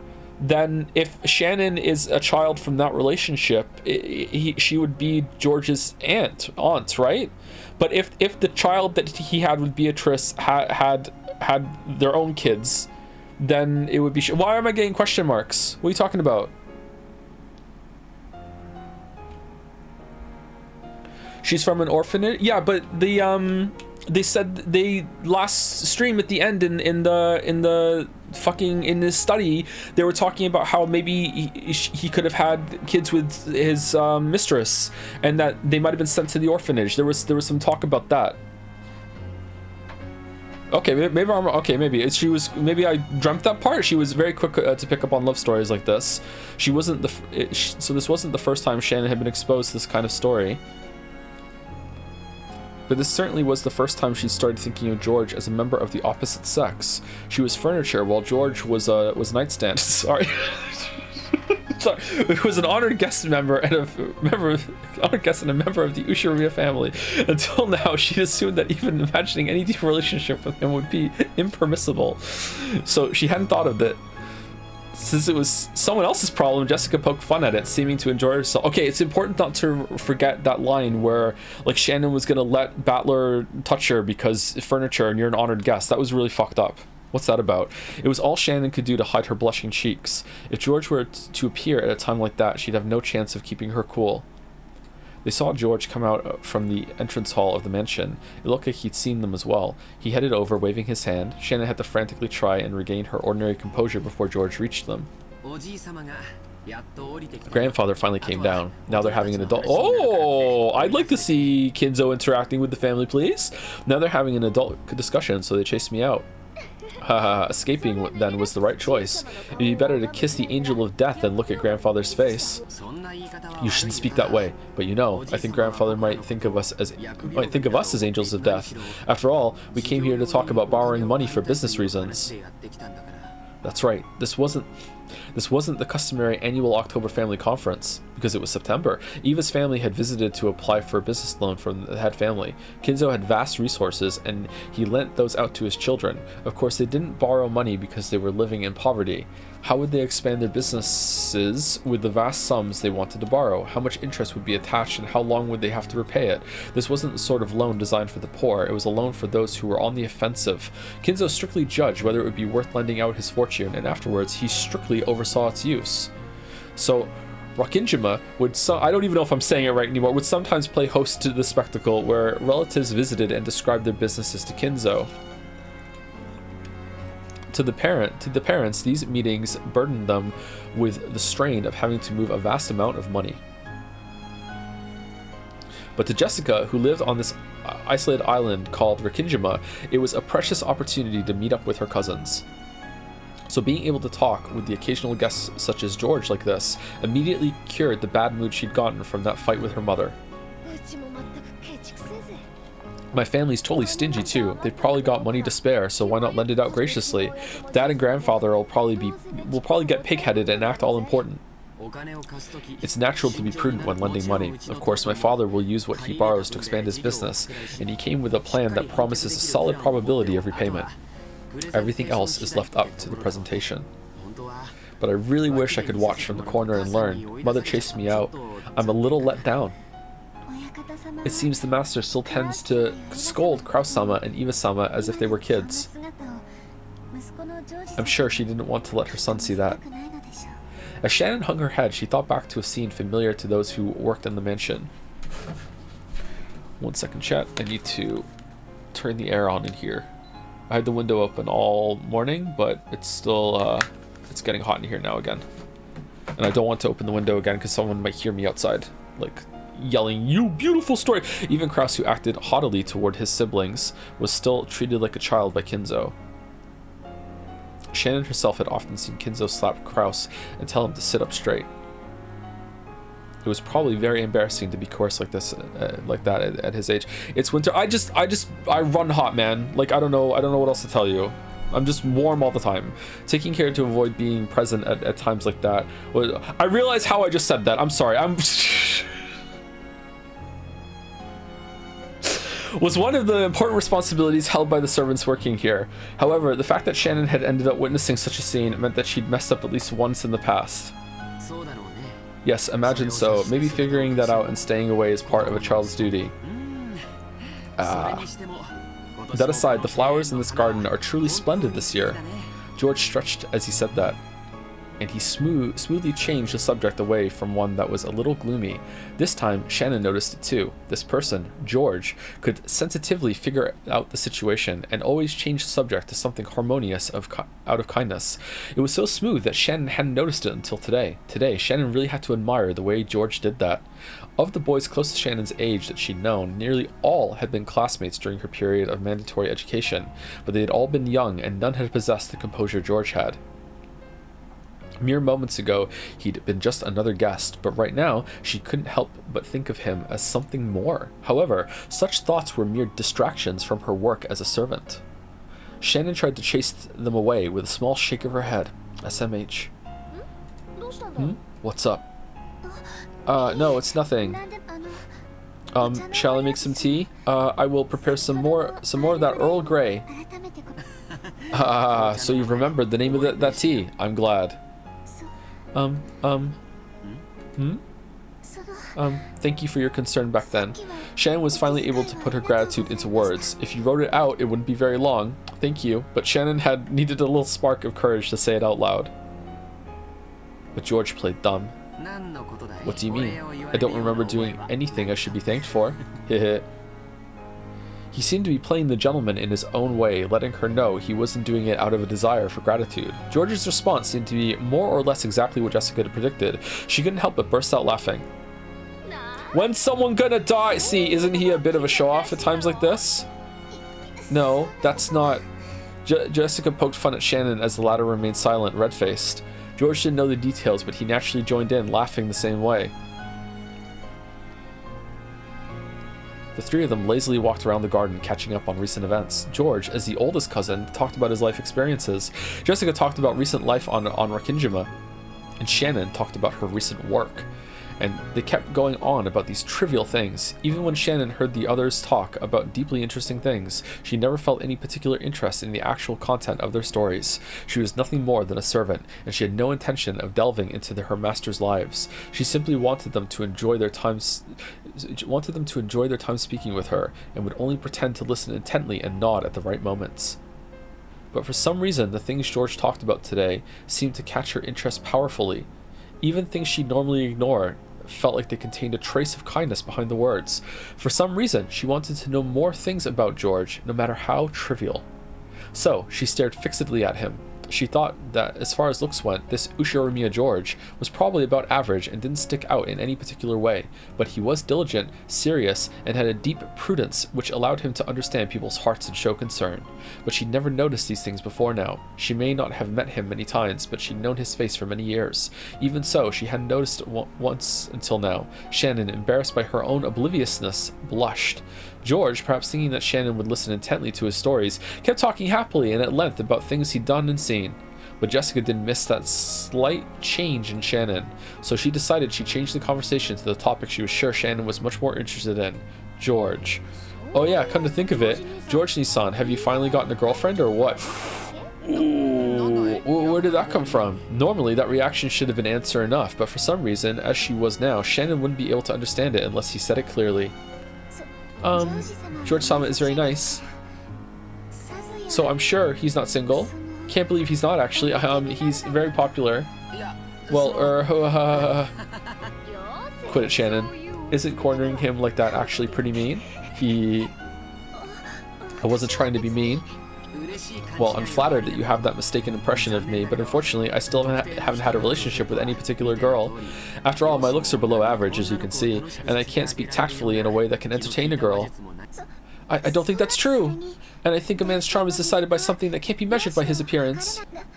That's why, I think you might be considered a very attractive man, George-sama. Shannon was being uncharacteristically verbose. She hardly ever spoke at such length. George seemed fairly pleased to hear someone applaud his charm like this, but he was just a little surprised at the sudden high praise. Jessica, now sure her guess was spot on, appeared to be barely holding back laughter. Thank you, Shannon. I hope I do bump into a girl who's generous enough to feel attracted to me before too long. Yes, I'm sure you'll run into one. Bump? I'm sure there's at least one. In fact, I'm very sure, certain. No, a lot of girls who will recognize your real charm. She probably wanted to say that there was at least one girl very close to him. No. Shannon avoided saying that very much, drawing a final line as a servant. But Jessica's his cousin. What the fuck are you doing? Really? I guess I'm kind of embarrassed. He had probably never been praised as heavily by a girl before. George's face turned as bright red as Shannon's. As she watched the two of them, Jessica giggled sadistically. You're welcome, bro. Well, I'm sure you'll eventually bump into a wonderful partner, Georgie-san, but I doubt you'll be able to properly escort your partner as you are now, right? It looks like you're diligent, but you've completely abandoned your study of that. Sorry about that. I'll start studying that bit by bit.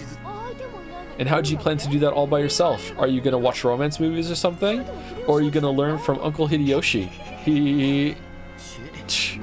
Well, you're acting pretty triumphant. Men are no match for girls when it comes to this sort of thing. Okay, so this is definitely not the same timeline that we were just on the beach. This feels like the real timeline to me.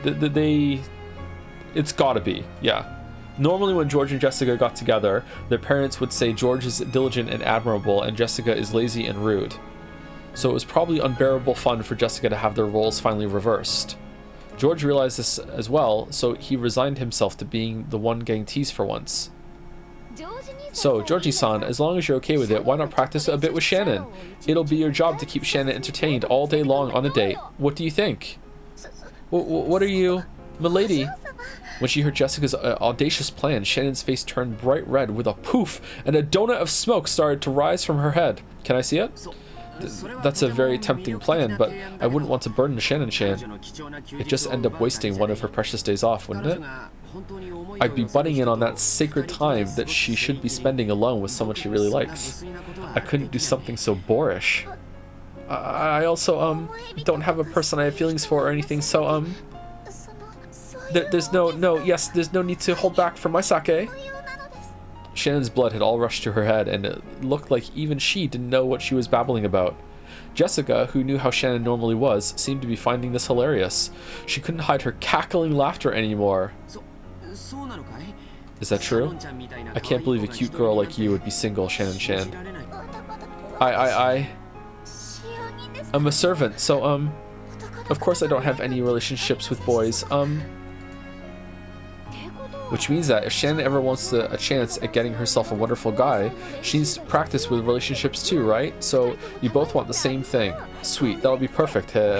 Jessica irresponsibly cheered the two of them on. By now, even George was hanging his head and turning red. George, I've been calling you for a while now. Didn't you hear me? When Eva appeared in what was already an embarrassing situation, both of them got even more flustered. Jessica watched and laughed loudly. Mother. Sorry, I was so engrossed in our conversation, I didn't notice. Oh, Eva-sama, you have my deepest apologies. It looks like you young kids are getting real fired up together. You're all about that age? Oh, I know how kids your age can talk about that sort of thing forever. Giggle, giggle, giggle. Oh, come on, you're still young yourself, Aunt Eva. Please tell us how you and Uncle Hideyoshi met. Oh, Eva! Oh my, there's no way I could say that. Giggle, giggle, giggle. You all really are so young. There we go. Giggle, giggle, giggle. So, what is it, Mother? You called because you wanted something, right? Your father and the rest have finished talking. We're going to talk to Grandfather about you, so come on. About me? What could that be? The same thing you were all talking about just now. You know what I mean, right? Oh, that isn't really something we need to talk to Grandfather about, right? What's going on? Wait, Georgie-san, are you getting married? Congratulations! No. Didn't I just say I didn't have a particular woman I was interested in? This isn't something to brag about, is it? Good grief. Eva smiled bitterly, looking a little exasperated. Oh, I get it. Georgie-san, it's one of those, right? And Omi-ai? No. Omi-ai. Omi-ai, right? Omi-ai? I think Omi-ai. A marriage meeting. A marriage meeting, you say? Yeah, well, yeah. Surely, as a man, George wanted to find wanted to find a partner by himself and bring her home with him. So it seemed he thought it was a bit pathetic to meet his partner for the first time in a marriage meeting arranged by his parents. Shouldn't marriage meetings be done at a more mature age? I still don't feel like I've become a full-fledged adult. Of course, we have no desire to rush into an immediate engagement or marriage, right? There's nothing wrong with deepening your friendship first and then having her move to our family register after you've gotten older and settled down. Judging by Eva's forceful attitude and George's non-committal one, the others could catch a glimpse of the story behind this marriage meeting. They didn't know who George was supposed to be meeting, but it was surely someone who would profit Eva's family in a business sense. The very fact that they'd been satisfied with a mere engagement to deepen the relationship between the two families rather than an immediate marriage made it feel almost like a political maneuver. You see, marriage isn't something you should enter into only after you start liking someone. You marry first, and then you adjust. If you marry based purely on emotions, you'll always end up regretting it. There's certainly nothing wrong with choosing a person with a secure background for your partner in life, and then developing your affection later. Aunt Eva, isn't that kind of rude to Uncle Hideyoshi? I love that man. I want to always be with him and to live my life by his side. Eva-sama, that's wonderful. Truly splendid. Thank you. But we built up those feelings while we were husband and wife, you see. I seem to remember learning this in school, and this was a long time ago because I'm not old, so maybe it's outdated information. Some stat about how arranged marriages have a pretty high success rate. However, I think it was even theorized in the article itself that just might be because in the cultures where it happens, like, divorce is a much larger deal, like, so maybe that's why it's like a forced success rate kind of thing. Yeah, so it's hard to judge that for sure. We built these feelings up while we were husband and wife, you see, and I believe that in the future we will be much closer than we are now. I think that's what's best for a married couple. Still, I don't think you can use that to argue that it's okay to marry someone you don't even like. But it also doesn't mean that it's okay to marry anyone as long as you like them. Okay, Battler, it only takes an instant to get married, but your life as a married couple will last a long time after that. So you should search with prudence and avoid making decisions based on momentary emotions. Don't you think a matter like this would be better handled by us rather than a person lacking in life experience such as yourself? That may be true, but I'm gonna need 3. I'm proud of you, my only son. You've grown magnificently, and I'm sure you'll do us proud no matter where you go. And now that Battler-kun has left the family register, you are father's only male grandchild carrying his blood. Did he really leave the family register? He's off with his grandparents. I didn't realize they cut him out, or... Huh, okay. They must have said that and I forgot it. Or this is when they're saying it's really that official, yeah. We must prudently choose a fitting partner for you. As everyone related to the Ushiromiya family knew, Eva adored George immensely, but that didn't mean she had pampered him. She had been strict with him and had raised him into a wonderful boy who wouldn't betray her expectations. That was why she treasured him so. Your partner certainly won't be selected based on your parents' profit and loss. I'll bring you a suitable and truly wonderful woman. Honestly, I think you would. At this moment, your immaturity might make this seem unpleasant to you. But if you're going to take my advice on anything, listen to me now. Have I ever failed to act in your best interest? No, you haven't. That's enough for now, so let's go. We're keeping father waiting. Hurry to the mansion. Well, sorry, you two. See you later. George bowed to the two of them, and after bowing once more to Shannon, he dashed off to the mansion. I'll be going with him. Shannon, I'll fucking kill you. Forgive me for interrupting such an entertaining conversation, Jessica-chan. Shannon-chan.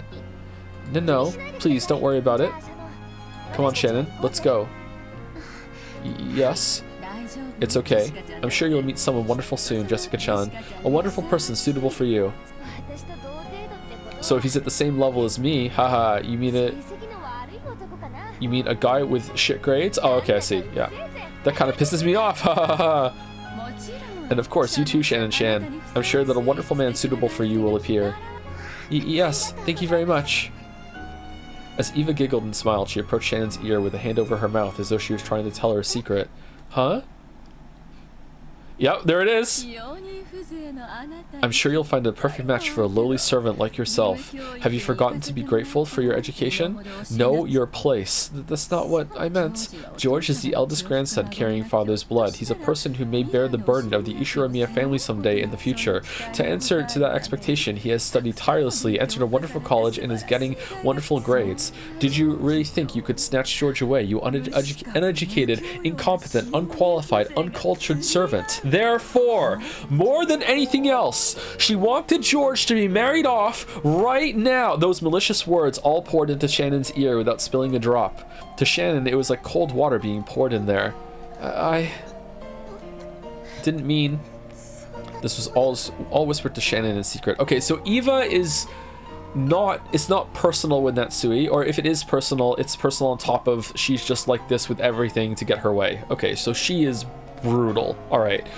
This was all whispered to Shannon in secret, and with the same smile as before. Jessica, who could only see Eva's expression, didn't think it was anything other than Eva telling Shannon some embarrassing story about love.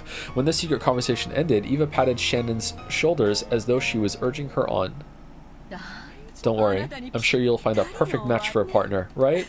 Giggle, giggle, giggle, giggle. Okay, Jessica-chan, see you later.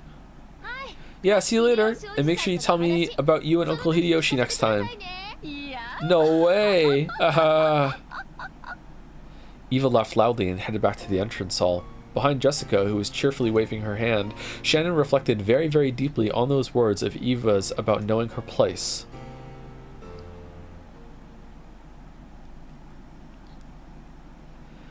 It's time for me to take a serious look at how full of myself I've been acting. I forgot. I'm furniture. Furniture isn't human, so I am a being who must feel gratitude for even being treated like a human. And I am not permitted to wish for anything more. People sometimes develop affection for furniture they're used to using. Aw, no squeak! That would have been a good clip! But that is an emotion on the human side, and the furniture has no right to hope for such a thing. It's enough that furniture serves with simple honesty day after day. That feeling I got when talking to George-sama and Jessica-sama is the same as a forbidden drug to me.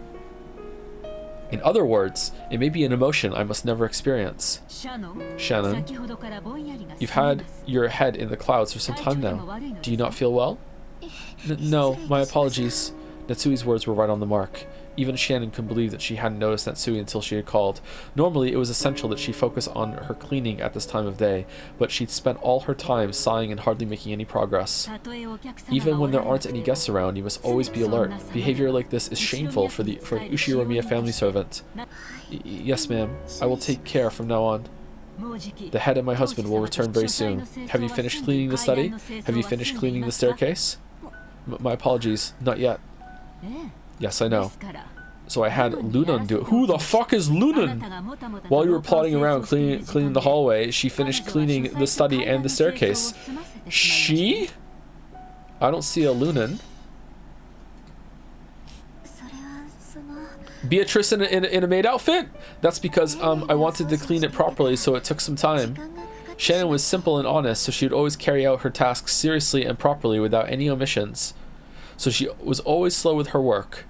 In contrast, Lunan cleverly avoided doing extra work whenever it was possible. Big Beatrice vibes, so she could complete her jobs with a result that looked almost the same to an outsider, but in a much shorter time. In other words, she was a shrewd employee.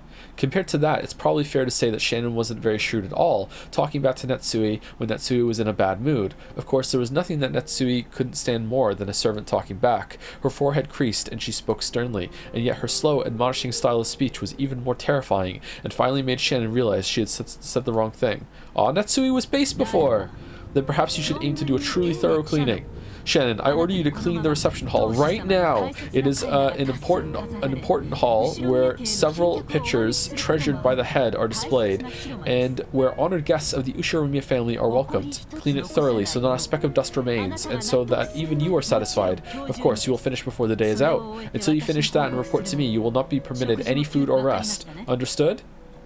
Yes, madam. This is good. Servants should endeavor to only use those words. The next time you talk back, your punishment will be even more severe. So with that in mind, engrave these words into your heart. Yes, madam. Thank you for your guidance. How did she talk back? You are welcome. Behaving as though her headache was troubling her, Natsui headed off down the corridor. When she couldn't see her anymore, Shannon hung her head and sighed. This was what happened when she had her head in the clouds. Even though I'm bad at everything I do, I should be able to at least carry out the cleaning as well as an average person can, right? It's because I can't even perform that very well that I'm crying so pathetically. But what's even more shameful is that not only have I been able to perform a single bit of cleaning while I streamed it, but just now, when Natsui was scolding me, I imagined that person appearing and rescuing me. Ooh, if only George-sama were here. Would he casually step in and save me? Surely he'd show up cheerfully, intentionally acting like he didn't know what was going on, nimbly change the subject, and make me forget I'd ever been rebuked by Natsui. I kept envisioning him, suddenly appearing from the other side of the door, or the other end of the hallway. Is George available for Persona 3 streams? I envisioned the kind of person that would be an appropriate partner for him in a marriage meeting, and I envisioned how unfitting I was for him. Eva clearly told me. It's been repeating over and over in my dreams. You're still as clumsy as always, Nissan. Milady has been in a bad mood since this morning. That just now happened because you talked too much, when you should have just hung your head in silence. Cannon-kun. Cannon was suddenly there. His footsteps were always quieter than a cat's, and he never left any trace of his presence. I mean, he did last time. He probably could have stood there forever, and she still wouldn't have noticed him. The expression on Cannon's face was one of hatred. He made that expression for Shannon, who didn't know how to do it herself. Madame and Lunon can fall into hell. That person knows where Madame checks and only cleans those areas. Her cleaning just now was like that. I know because I saw. She wasn't really cleaning. She's just the worst kind of parasite, leeching off your thorough cleaning. Let's kill her. You mustn't use such dirty words. Dirty words pollute your clean soul, Cannon-kun. So at least don't use those words in front of me, okay? Maybe Lunon was here the whole entire time, just being busy off camera. Humph. Cannon turned... Oh, shit, I didn't read it. Shit. Cannon turned away as though sulking. It was a reaction that hid his true feelings, which was very like Cannon, but I was a little happy. He was getting mad for my sake. Cleaning the reception hall will be tough. I'll help. Thank you, but I was the one Madam ordered, so don't worry. Don't you also have your own work, Cannon-kun? It's a filthy job. My soul was polluted long ago. Cannon then hung his head and bit his lower lip. Just hearing you say you'll help is enough for me. If you don't go back to your own job, then you'll be punished as well. And that would make me sad. Shannon knew Cannon's character well. Sometimes he didn't think enough about himself. If I don't refuse forcefully, he'll help me, even if it means neglecting his own job. Cannon was a little sad that his goodwill had been rejected, but he realized that what he was doing would only hurt her more in the end, and he gave a single small sigh. Understood. Do your best, Nissan. Yes. And I am also partly to blame. You aren't at fault at all, Nissan. No, I am. So go now. Cannon-kun's face showed that he still hadn't completely accepted it, but without being any more obstinate, he disappeared. Even though Cannon-kun came to give me words of comfort when I was down, even so I was dejected again because it wasn't him. That in itself was a sin. It went far beyond any dream the likes of me could be permitted to see. I don't know my place. Shannon, who had neglected breakfast, already felt her concentration begin to waver, but if she didn't finish up cleaning the reception hall, she wouldn't receive Natsui's permission to eat. That cruel Natsui had surely told the kitchen something to that effect. I have to respectfully receive Madame's punishment. That's right. My position in the world is furniture, and I've been intoxicated by a dream that's beyond me.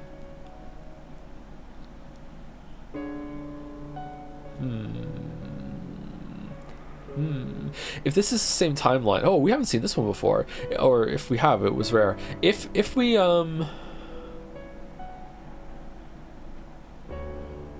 is the same timeline, why did Shannon agree to George's proposal when she knew that Eva would be like really angry about it? Huh. I finished cleaning the hallway and went to the reception hall. Maybe she just thought that George could tank it because George is asking, or maybe she was, you know, expecting to decline it later, or I don't know. Maybe my hunger made my nose more sensitive. I could sense a delicious aroma wafting from the kitchen, even though it was far away, and my empty stomach was encouraged even more. Until I finished up here, I wouldn't get any soup. I just had to resolve myself to doing it. Several portraits were hung in the reception hall. One of those portraits was thought to hold a special meaning amongst the servants.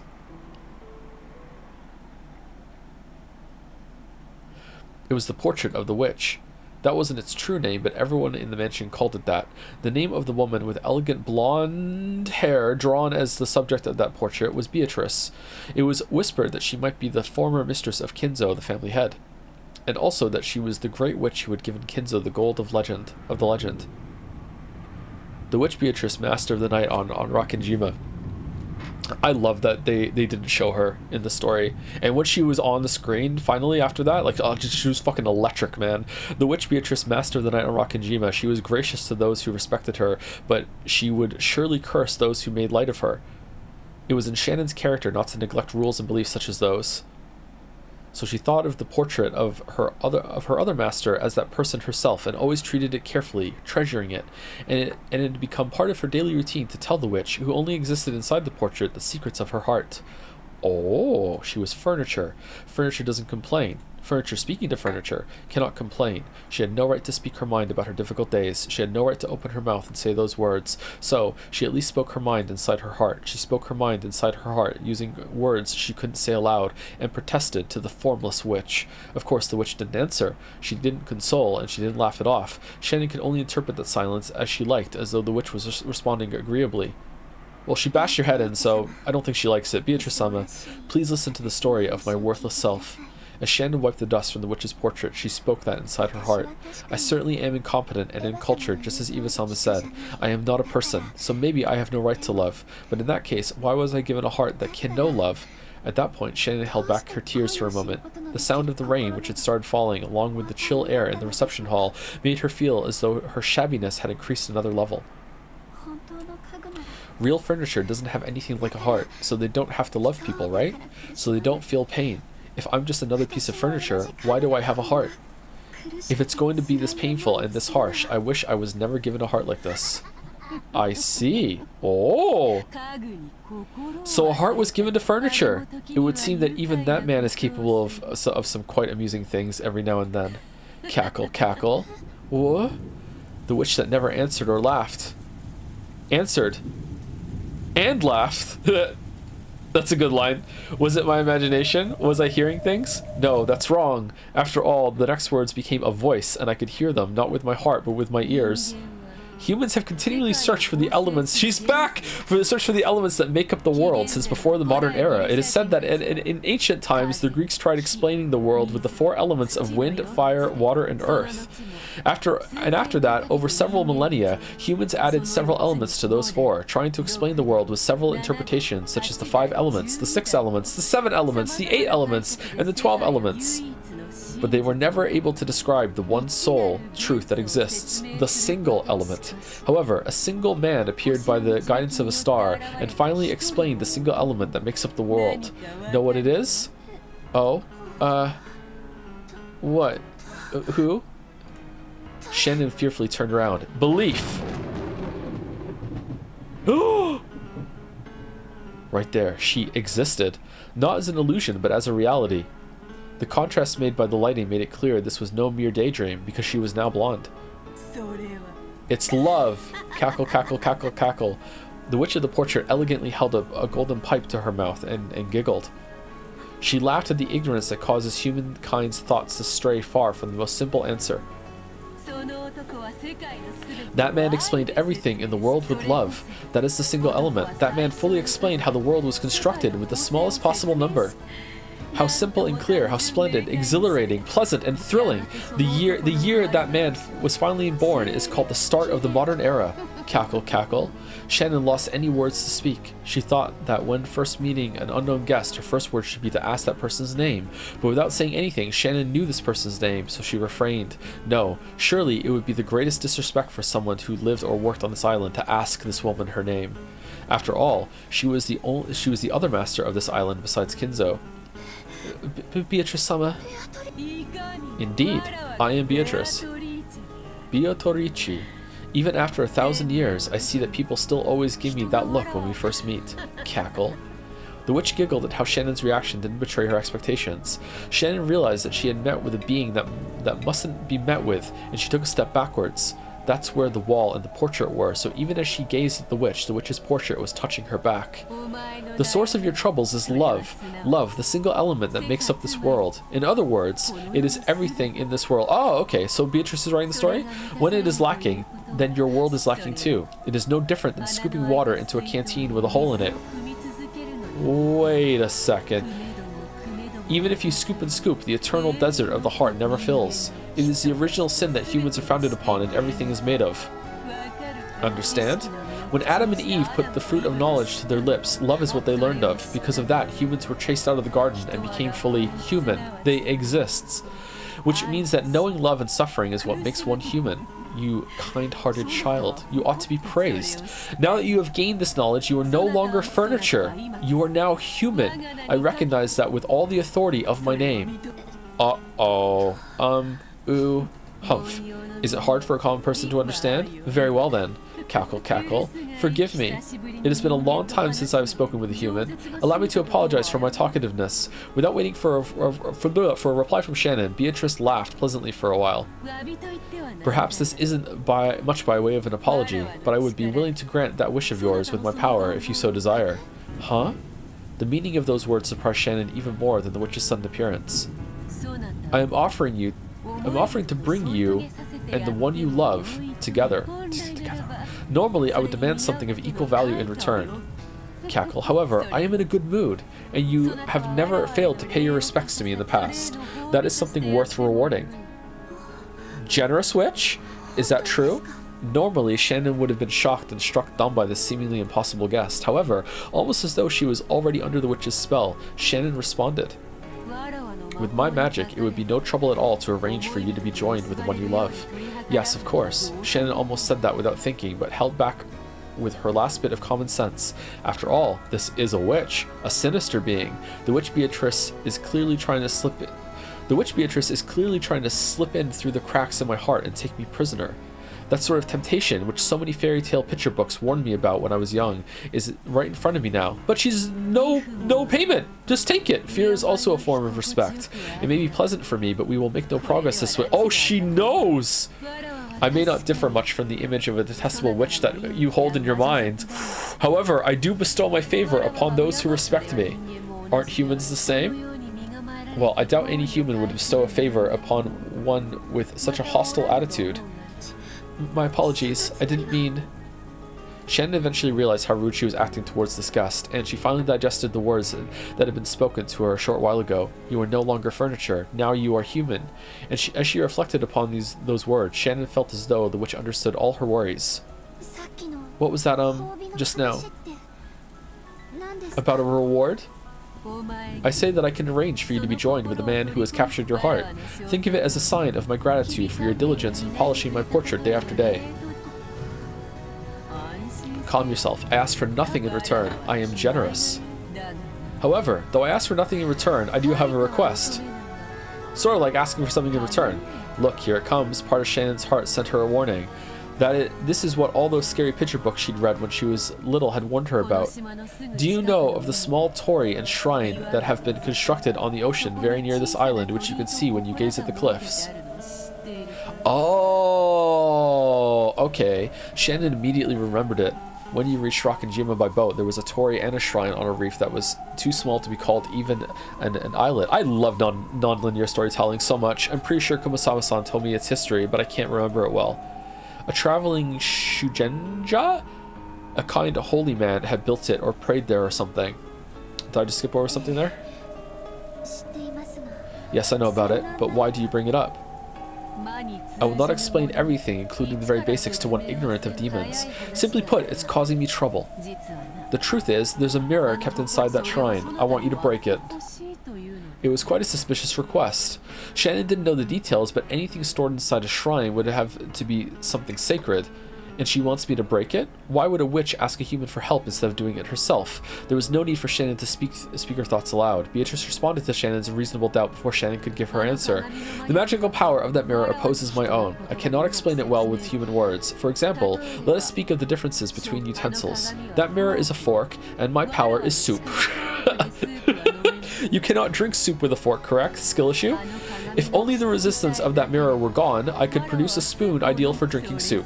After that, I could drink soup as I pleased and even dig my way out of a rocky prison. I could even gouge someone's eye out with it. Was that not the phrase? Cackle, cackle. I don't know what you're talking about. If my poor education is to blame, I apologize. It comes down to this. If you take action... Didn't the other witch give Battler or us a spoon? It was us a spoon, right? Or... Yeah, I think that was it, wasn't it? If you take action and break that annoying mirror for me, I shall grant your wish as a reward. I'm in quite a good mood today. And you know what? We're like a minute away from break, and it'd be nice to have break with her on the screen with this music, so I'll be right back. I'll be back in 5 minutes. Get a drink, walk around, brush your teeth, be right back.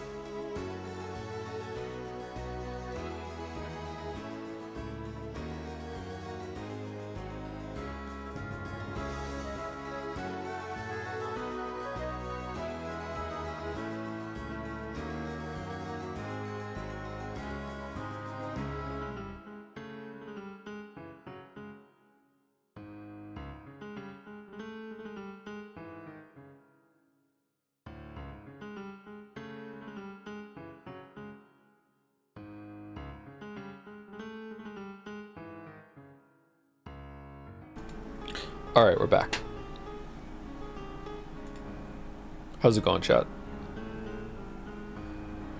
We doing a good pace today, and are we good with this like amount of interaction that's going on? I think we're settling on the Umineko streams mostly just being like reading and some talking, but not really fielding questions and stuff like we do in Persona and stuff. I think it's a good thing.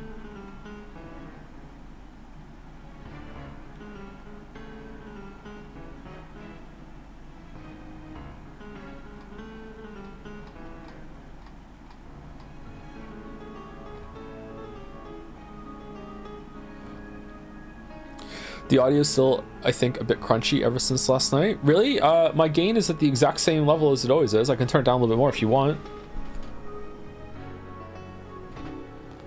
I know exactly what you mean, though, Balder. Yeah, like usually it's I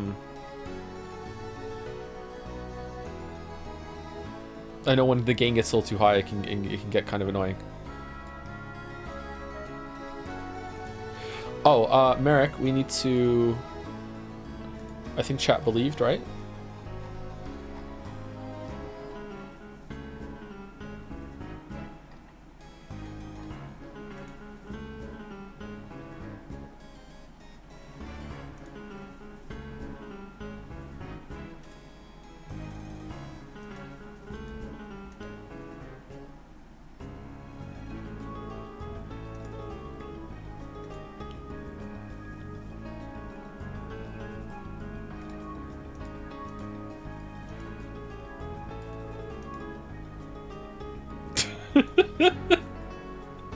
Why did you make that the file name? Gain on mic down, gain filter, and OBS up. I don't know what your exact setup is, to be perfectly honest. Yeah, that's what I just did. Yeah, I had to turn the gain up on my audio interface to get the sound up high enough for Zoom. And since then, I've turned it back down to exactly what it was before, Balder. So I don't know why it's still crunchy. It was at like if it's clock, it was at 12 o'clock, and it's at 12 o'clock again now. So I don't know. It should be the same. Yeah, it's a knob.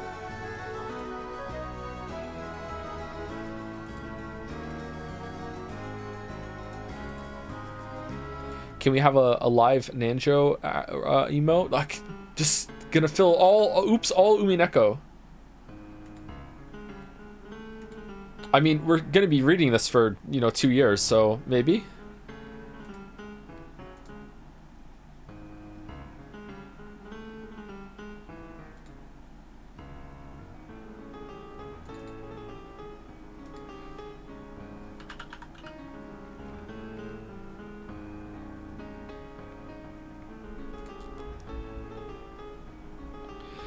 All right, JPH Flip has joined the emotes.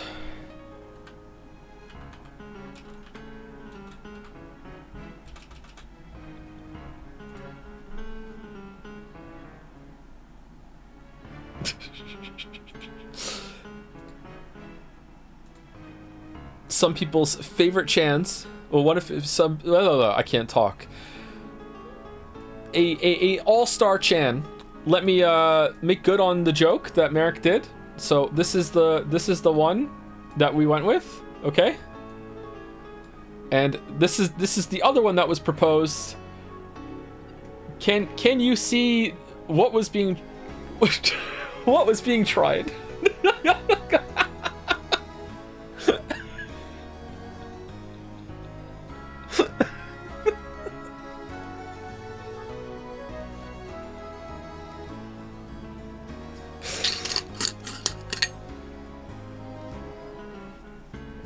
What are these? That is the file name. What are these?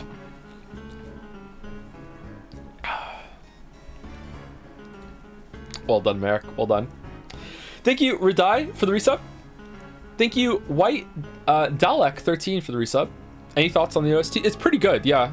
It's chill when it needs to be chill. It has some energy when it needs some energy. I love the opening song. It's really good. Thank you, Jahions, for the bits. Every time I go to another streamer, I just go, this isn't like Joe. Cry. Bayonara. Thank you, Weeb. Thank you for the bits. Thank you, Snipe Hunter 007. Joe Saw voice. Hello, Shannon. Would you like to play a game? Thank you, Snipe Hunter. Thank you, Made This Today for the resub with live chandelier reaction. Thank you, Kazuro Kun for the resub as well. Hey, I subbed last minute of the last stream before a year-long break. Happy to see you live again. You're awesome, Bo. Thank you, Kazuro Kun. Thank you.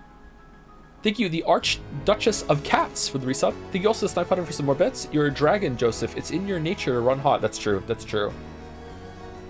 Usually trying to keep myself cool. Thank you, Ronnie, for the resub at tier 2 as well, with the message tier 2, so I can finally hella with the stat. What is that actually? Oh, it's the okay.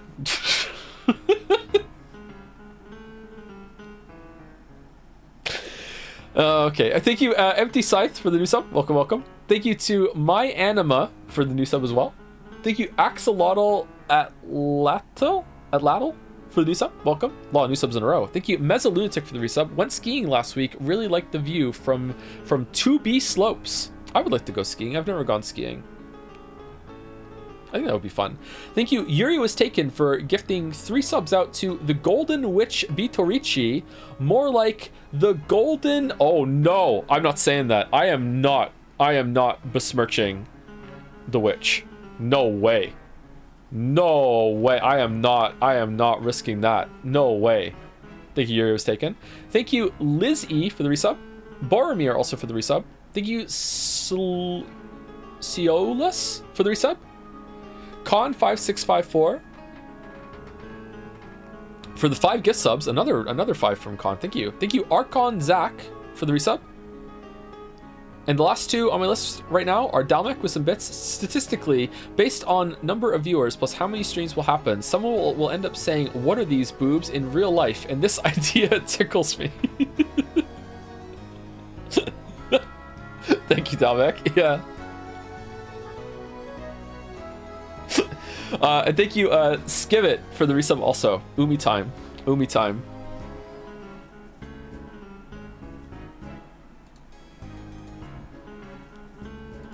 Actual games are off the stream. Time for some serious reading. Thanks.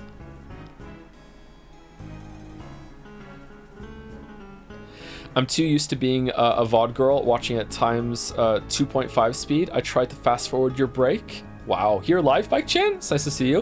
2.5 speed? Not even I watch myself back at 2.5 speed. Huh.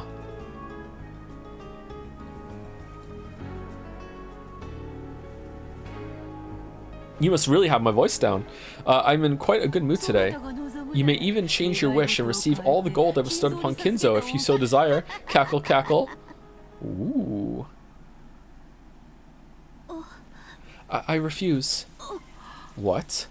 When she heard Shannon's words, Bitorichi realized for the first time that her expectations had been betrayed. If you have a reason, tell me. If there has been some misunderstanding, I shall resolve it. I don't really understand the reason, but up until now, this island has been at peace and nothing bad has happened. So even if I don't break the mirror, the peace that has existed until today should continue in the future. Yes, you are quite right. It's just as you say.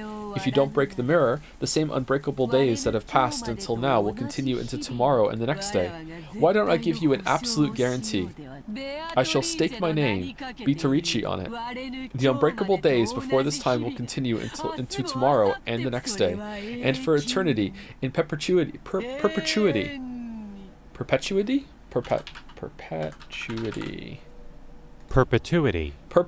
There we go. I was wrong. Perpetuity. Is there another way to say it?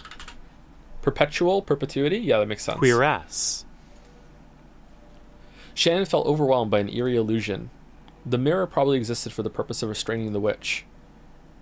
So if Shannon broke it, the person who stood to gain was supposedly the witch herself, and yet Shannon felt somehow that she had to do it for her own sake. It felt like some premise had been switched around. I will do nothing but grant you a chance to bring your feelings to fruition. It's up to you to decide whether you'll break it or not. If you break it, I shall grant your wish. Ah, so she's gonna say if you break it any time in the future, you don't have to decide right now. Okay. If you don't, the tomorrows that came before today will continue for all eternity. Your wish will not be granted for all time. Do you understand? Do you see what I mean? Cackle, cackle. The witch was speaking. She was pressing Shannon, saying she must break the mirror if she ever wanted to be united with George. It was a declaration that Shannon's feelings would never be brought to fruition unless she broke it. Okay, we know? Please stop it. I don't want to hear something like that. It was never my goal to cause you pain. Oh well. When love leads to madness, that is when we see the true charm of humanity. Enjoy that emotion to your heart's content. However, if you wish to borrow my power, feel free to break that mirror at any time, and then you may yell my name and awaken me. I will certainly keep my promise. This way, you should have no complaints, right? I won't force you to decide right now. Easy, is it not? Was it really such an easy thing to do? No, it certainly wasn't. To Shannon, who was burning with infatuation and worried by love, being tempted constantly and eternally with a way out was truly a cruel trial. I won't set a time limit on that promise. But there is a time limit on the magic that can grant your wish. That time limit is not of my making. The one you love will decide it himself. You see my meaning? No, I don't understand. When the one you care for finds the partner to whom he ought to pledge his love, that time limit will be reached. Sorry, that limit will be reached. I may be a witch, but I am no demon. I possess no magic to tear apart a pair of those who love each other. Oh, cackle, cackle, cackle, cackle. The one you love will soon be attending a marriage meeting, yes? You may have stronger feelings for that man than anyone else in the world.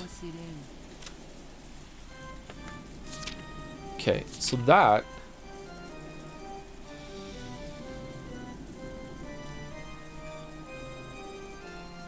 is the exact same word, or wordage, or however you want to say. Huh. Okay. The one you love will soon be attending a marriage meeting, yes? You may have stronger feelings for that man than anyone else in the world. However, that doesn't mean you are the most suitable partner for him, does it? I know with whom he will be having his marriage meeting. That girl is the most suitable for Ushiromiya George in the entire world. Holy shit! She came from a good school, achieved good grades, and possesses both composure and thoughtfulness. She's more beautiful than you, wiser than you, more suitable than you. How could an ignorant, incompetent, uncultured girl like you be suitable? You know better than anyone. There are no less suitable than you. Even imagining that you and Ushiromiya George could be joined is sinful and foolish, foolish, foolish. Know your place. Have you forgotten to be grateful for your education? Know your place. Holy shit. It's Eva in a fucking witch outfit. George is the eldest grandson carrying father's blood. He's a person who may bear the burden of the Ushiromiya family someday in the future. To answer that expectation, he has studied tirelessly, entered a wonderful college, and is getting wonderful grades. Did you really think you could snatch George away, you uneducated, incompetent, unqualified, uncultured servant? Giggle, giggle, cackle, cackle, cackle.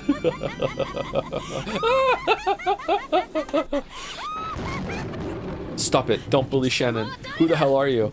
At that time, as Shannon held her head, trying to protect her heart from the blade of Beatrice's words, Cannon ran in front of her. Cannon didn't care who this woman was. I'm surprised you can see her. If this was an enemy tormenting Shannon, whom he loved and respected as a sister, nothing else mattered. Cannon-kun, stay back. This person is... It seemed Cannon also realized that the being standing before him was the witch of the portrait, and also that she was something to be feared. I simply wished to give Shannon a chance to claim her reward, but it seems I said too much and ended up hurting her.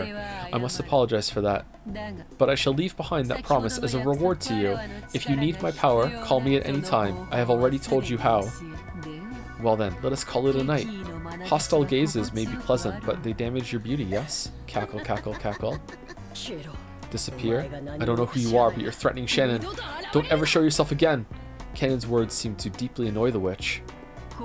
Watch your language, lowborn. I may be gracious to those who respect me, but I am brutal to those who do not. While she has still smiled, the witch's face began to twist herself. Okay, so Kinzo's mistress didn't actually die. She's been living in a panic room behind the painting the whole entire time, and if you're not looking at it closely, she can sometimes open the painting, and she has her own little apartment in there, just in the same way that Kinzo has in his, and sometimes they go visiting each other, and it's not a witch. It's not a witch.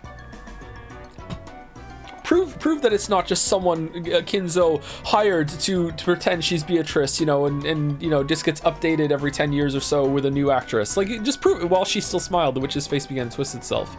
Then an oppressive feeling that couldn't be noticed with any of the 5 senses gradually filled the room.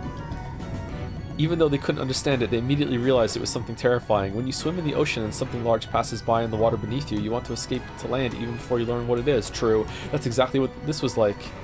But please stop, Beatrice-sama. Kanon-kun is still a child. I apologize for his language. Kanon placed his body between the witch and Shannon.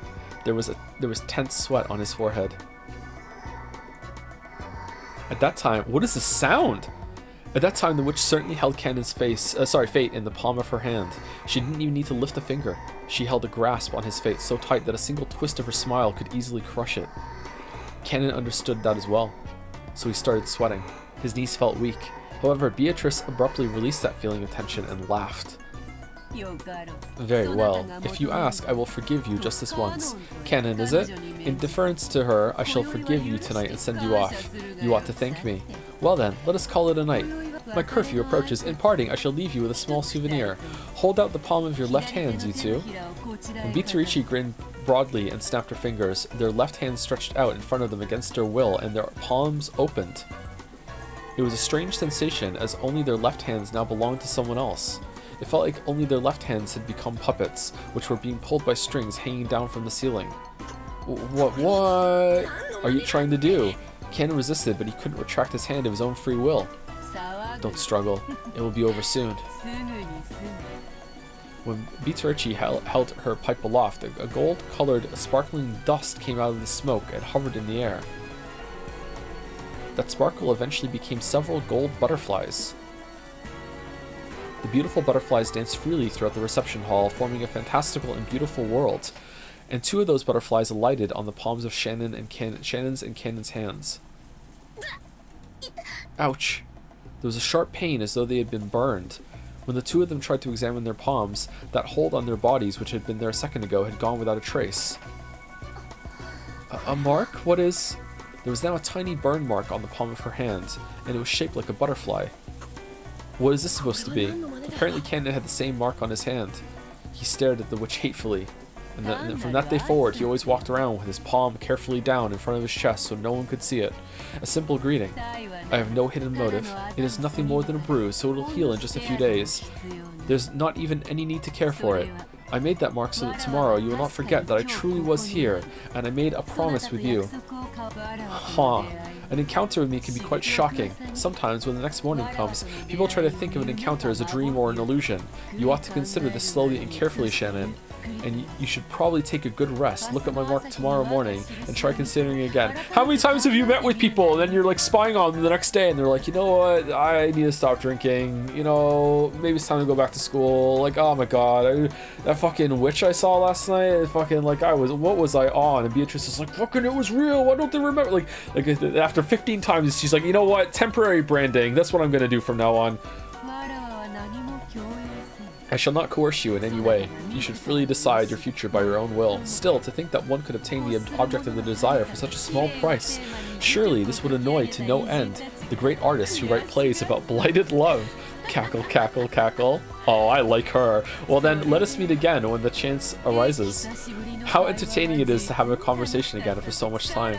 Goodbye, furniture. But you said she wasn't furniture anymore. Okay.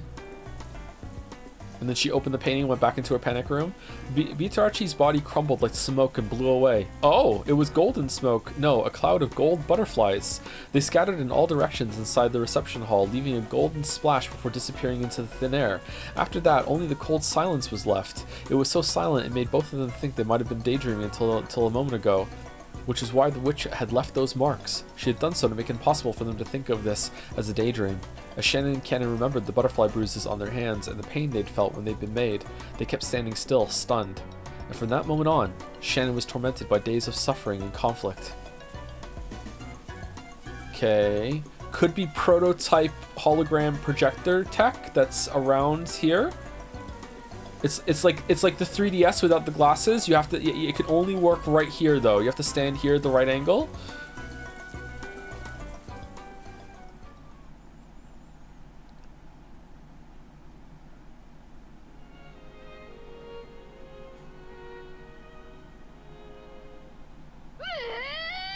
What? What do you mean separate rooms? So wait, you and George Nissan stayed in different rooms on purpose? Yes, is it really so strange? Jessica's cheeks had been stuffed with a chocolate-coated Shinsuko biscuit that Shannon had brought as a present from Okinawa, and it all came flying out at Shannon when Jessica cried out. Wait, hold on. So this is from when they went to the shore? Okay. They went to the beach. You could have them at Shannon. Why did you even go on a trip to Okinawa? You were even alone with George Nissan. Well, he said there was a huge aquarium in Okinawa and invited me to go, and I like fish and stuff. No, that's not the point. Thank you, Electron Active Area, for the new sub.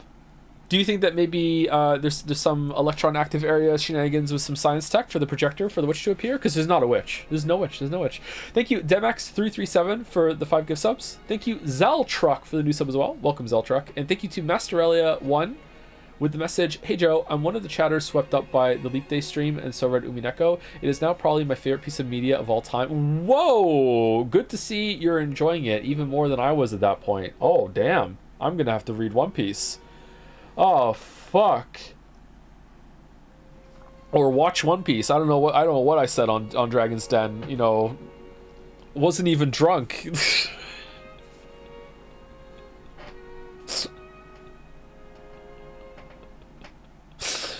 Oh, it wasn't really Reed. It was Reed. God damn it.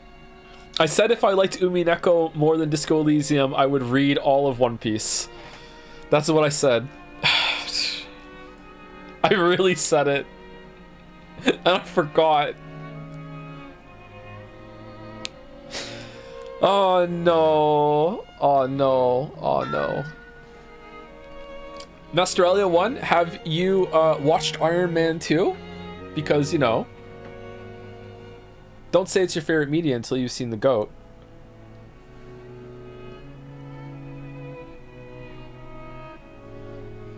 No, that's not the point. We're talking about a healthy guy and girl going on an overnight trip.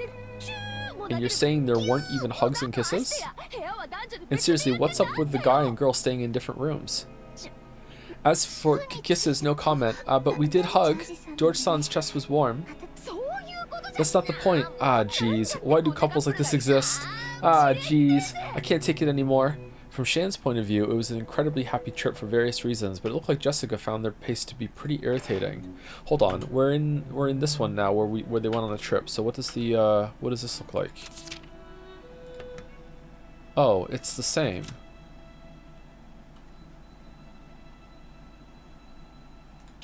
Okay. What does that mean then? So I don't think that I think that what happened with the witch and the mirror was it was in the same timeline. But I don't think the Okinawa one was in that same timeline too.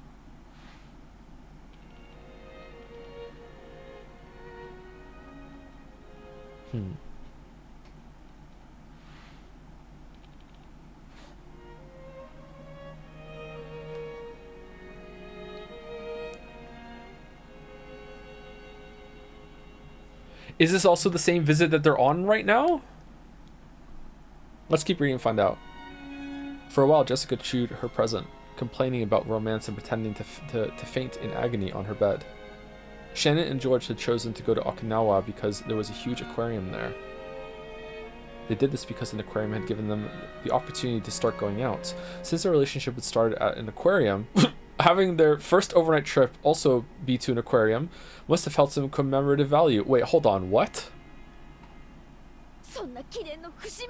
That's like a huge commemorative turning point. Wait.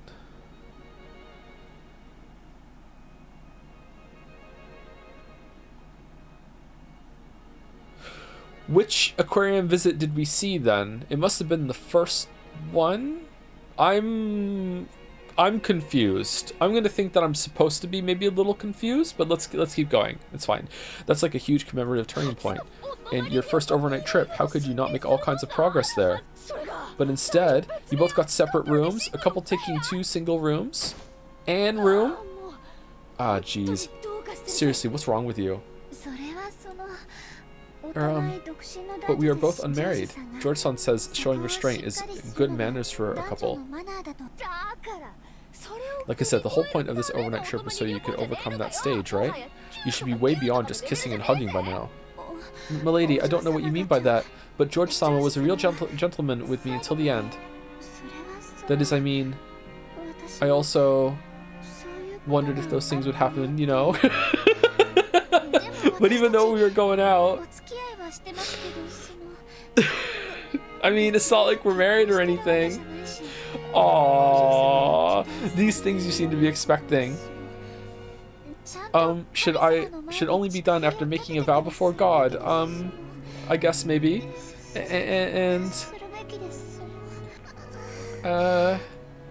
Shannon's face got bright red. She made a circle with both hands, restlessly intertwining, separating, and making heart marks with them. What? Oh, the Weebery. What's that? Apparently the dramatic progress Jessica had looked forward to hadn't happened, but it seemed to have been a very important experience for Shannon in her own way. In the end, whether Jessica was jealous of Shannon or made fun of her, it didn't change the fact that Shannon had a huge lead on her. I want a boyfriend too. I can't believe you got ahead of me. Jessica feels a little bit like Battler sometimes, huh? Even though we promised that we'd find boyfriends at the same time, you beat me. And it's George. You're a wonderful person, milady, so I'm sure you'll find someone wonderful much quicker than me. Don't try to console me. Shannon, you traitor. Get out. Shut up. Cough, cough, cough, cough, cough, cough. Jessica threw several cushions at her, but midway she had an asthma attack and started to choke pretty badly. Shannon hurriedly ran over to a nearby side table and started searching around on top of it. A cute basket was placed there, and inside of it was Jessica's bronchodilator. Shannon picked it up and handed it over to Jessica. Jessica's asthma attacks always came suddenly. Because of that, she always needed to carry this medicine around. She breathed in the medicine and, after a while, managed to overcome her choking as her asthma finally settled down. Shannon thought this a good chance to leave and tried to exit the room after bowing courteously. Does this count as live chandelier reaction? This is not really it's like a sconce, isn't it? Live sconce reaction. Would you call this a sconce, or is a sconce only one? As she did, one more small cushion came flying and hit Shannon on the head. She noticed that Jessica was on the verge of crying, half of her face buried in her last and favorite cushion. That face was red and meek. Milady? Shannon, be honest with me. Is my hairdo and stuff weird? What are you saying? I think your hair is very beautiful. Then, are my eyes strange, or maybe my nose? Or is it the way I talk after all? Is that why I can't get a boyfriend? Of course not. Milady, you are wonderful enough as you are. The reason why you can't get a boyfriend is because you live on a fucking island, and I think your charm will keep on increasing more and more from now on. But I'm the only one who can't find a boyfriend. Saku and Hina managed to get boyfriends, but only I can't. Is it because I don't have any charm at all? You know, everyone says they'll bring their boyfriends to the cultural festival. Yukari's gonna be dressing up as a maid, and I was so sure I'd have a boyfriend before then, so I started bragging. There's no way I'll get a boyfriend. I'm the only one. Before she realized that Jessica was shedding huge tears, Jessica didn't really feel like crying, and of course, she felt like supporting Shannon's progress in love as a friend. I know what you have to do, Jessica. Just go to the witch's portrait and you know, make a deal. There's another mirror. Sorry. However, as she had cheered Shannon on, her true feelings had suddenly gotten mixed in, and she couldn't help but shed tears. Cut! Shannon understood Jessica's innocent and easily injured heart. The rough style of speech Jessica usually used was all just an attempt to protect that fragile, but not that fragile heart. As a daughter and successor of the Ushiramiya family, and as a girl isolated on Rokkinjima, the only person she could expose her true feelings to was Shannon. Shannon understood that, so she strongly regretted acting smug, even if it was only a little. Sorry. I'm so weird crying like this. Sorry, sniffle. You are a wonderful person, milady. There's no way you won't find a wonderful man. Shannon, it's about time, right? If you don't go quickly, Genji-san and Mom will get mad. I'm just fine, so hurry up. Sorry for crying like this. I'm such a moron. Jessica faced away, acting as though she didn't really want to trouble Shannon, waving her hand as though chasing Shannon away. Shannon took that as a sign that Jessica didn't want to be bothered anymore, bowed her head, and left the room.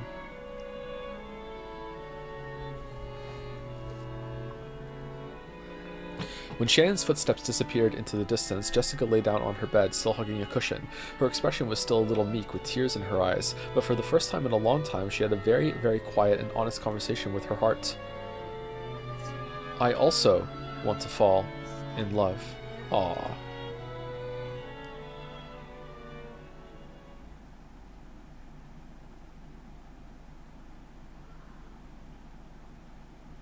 Ooh. As Shannon happily watered the flower beds in the garden, she sensed someone's presence. She turned around, thinking that if one of the family had come to visit, she must greet them, but what she saw was that witch. Beatrice-sama. She's back? Okay, am I misremembering the scene they had outside with the engagement? Maybe this did happen and it was just a different thing that he asked her to do or something? Or did he say, oh, did he say, I thought I asked you to not call me that when we're alone? Maybe this did happen. Maybe I'm confused. Maybe this is the timeline. Yeah, okay. Huh, alright, it's been quite some time. How are you? Don't need any notes, by the way. How's your relationship with the one you love? I wouldn't even write that down. Like hold on. October 6th, fucking around like 11:30 p.m. in the typhoon. George said, like, it's been quite some time. How are you? Has your relationship with the one you love progressed since we last met? As Beatrice sat on the rose arch, she happily blew on her pipe. Sitting in a place like that would crush the roses, and it might have been dangerous if the arch fell over, but this was a witch after all. Showing concern for her safety was probably a waste of time. Yes, thanks to you, it's going smoothly. Naturally, the effects of my magic are immediate. I wonder if you can appear right now because enough people on the island believe in you. I wonder if there has to be like a ratio of believers to non-believers. Perhaps you feel your meeting was a predetermined fate. However, that is a mistake. Don't even think fate has anything to do with it. I understand that. The witch was calling attention to something, two things actually. First, that Shannon's relationship with George was a fate that'd be absolutely impossible under normal circumstances. Second, that the power of the witch was great enough to overturn that fact. Yeah, I read it right. Shannon had just gotten wrapped up in those sweet days and had started believing the illusion that all fate revolved around her. But she remembered the witch's words. Originally, her relationship with George had been impossible. No, it might be impossible in the future as well. Cackle, cackle. Sorry, please forgive me. It's just like the doctors. You cling to them when you're worried about your health, but after you're healed, you forget even to thank them. I've never been thanked as a witch, so I couldn't help acting a little rudely. Forgive me. The gratitude I feel has never slipped my mind. It's thanks to your power that I was able to achieve happiness, Beatrice-sama. Well, if you feel gratitude, maybe you can do something for me back then. Not as like, payment, just because you want to be nice. And without that power, the fate that brought me and George-sama together would never have happened. Man, you really do like George? Really? I have never forgotten that. Sorry. It's not like I came here to bully you.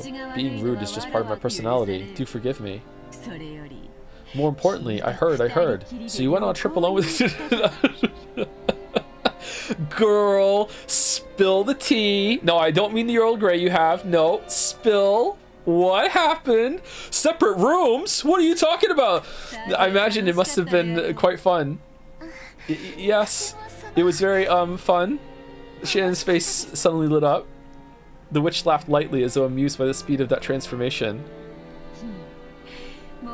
Already, the one you care for is more than the object of one-sided love. You are a pair of lovers now. When two people are filled with love, nothing else is needed to establish a complete world. Oh, perhaps you could call that a wonderful, ideal world. Even witches would be jealous. Beatrice laughed pleasantly. That smile made her look as though she blessed the lovers' rendezvous from the bottom of her heart without a trace of malice. Okay, so my read on this is that it's possible that Shannon wasn't dead then, but she did die on the second Twilight, and we just don't know.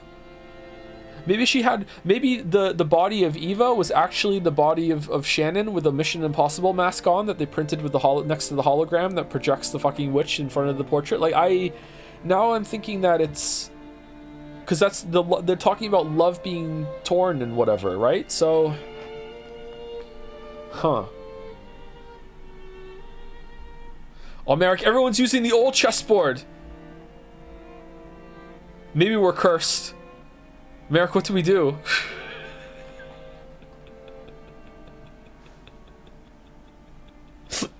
Beatrice laughed pleasantly. That smile made her look as... Oh, I read this already. Without trace of malice. After that day, Beatrice showed herself before Shannon every once in a while. Even now, Shannon thought of her as an unsettling being. However, she was also in debt. Oh, okay, the reason why I just said what I just said, sorry, maybe I'm not communicating well, is that I feel like on the second twilight, those who remain shall tear apart the two who are close. I don't feel like there was any tearing apart of people who are close, and she keeps saying them that they're close and using the same words here. However, Eva and Hideyoshi are close, obviously, but it doesn't feel like they were torn apart or anything. It doesn't seem like that fits, but it might fit. It might still fit. I don't trust this. This is suspicious to me. That wording seems to me like a love broken apart rather than two lovers killed. That's what I think. So Shannon tried to feel all her might to not surprised or scared. Did I read this line? Even now, Shannon thought of her as an unsettling being. However, she was also indebted to this person for the magic that led to her current relationship with George. So Shannon tried to, with all her might, not to act surprised or scared. That's right. Beatrice-sama, I bought some sweets as a souvenir from our trip. Would you, like to try some? Oh, a souvenir for a witch? It seemed that even a witch who boasted of living for 1,000 years hadn't imagined she'd receive a souvenir from a sweet lover's trip. She likes ice cream. When was ice cream invented? Is this the first time she's been around in 100 years or 1,000 years? I think she said she hadn't spoken to a human in 100 years, but she's 1,000 years old. When was ice cream invented? When she saw that surprised expression, Shannon thought of this witch as a friend for the first time. Aw, they're bonding.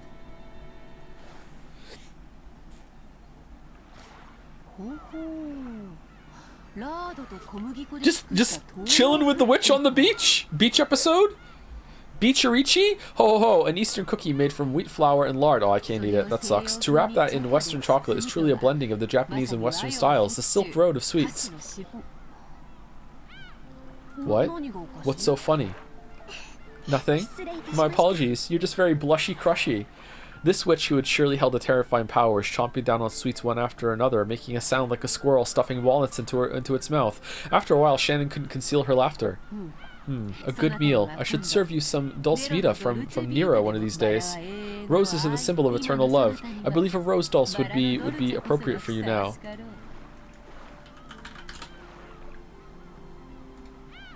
Dolce.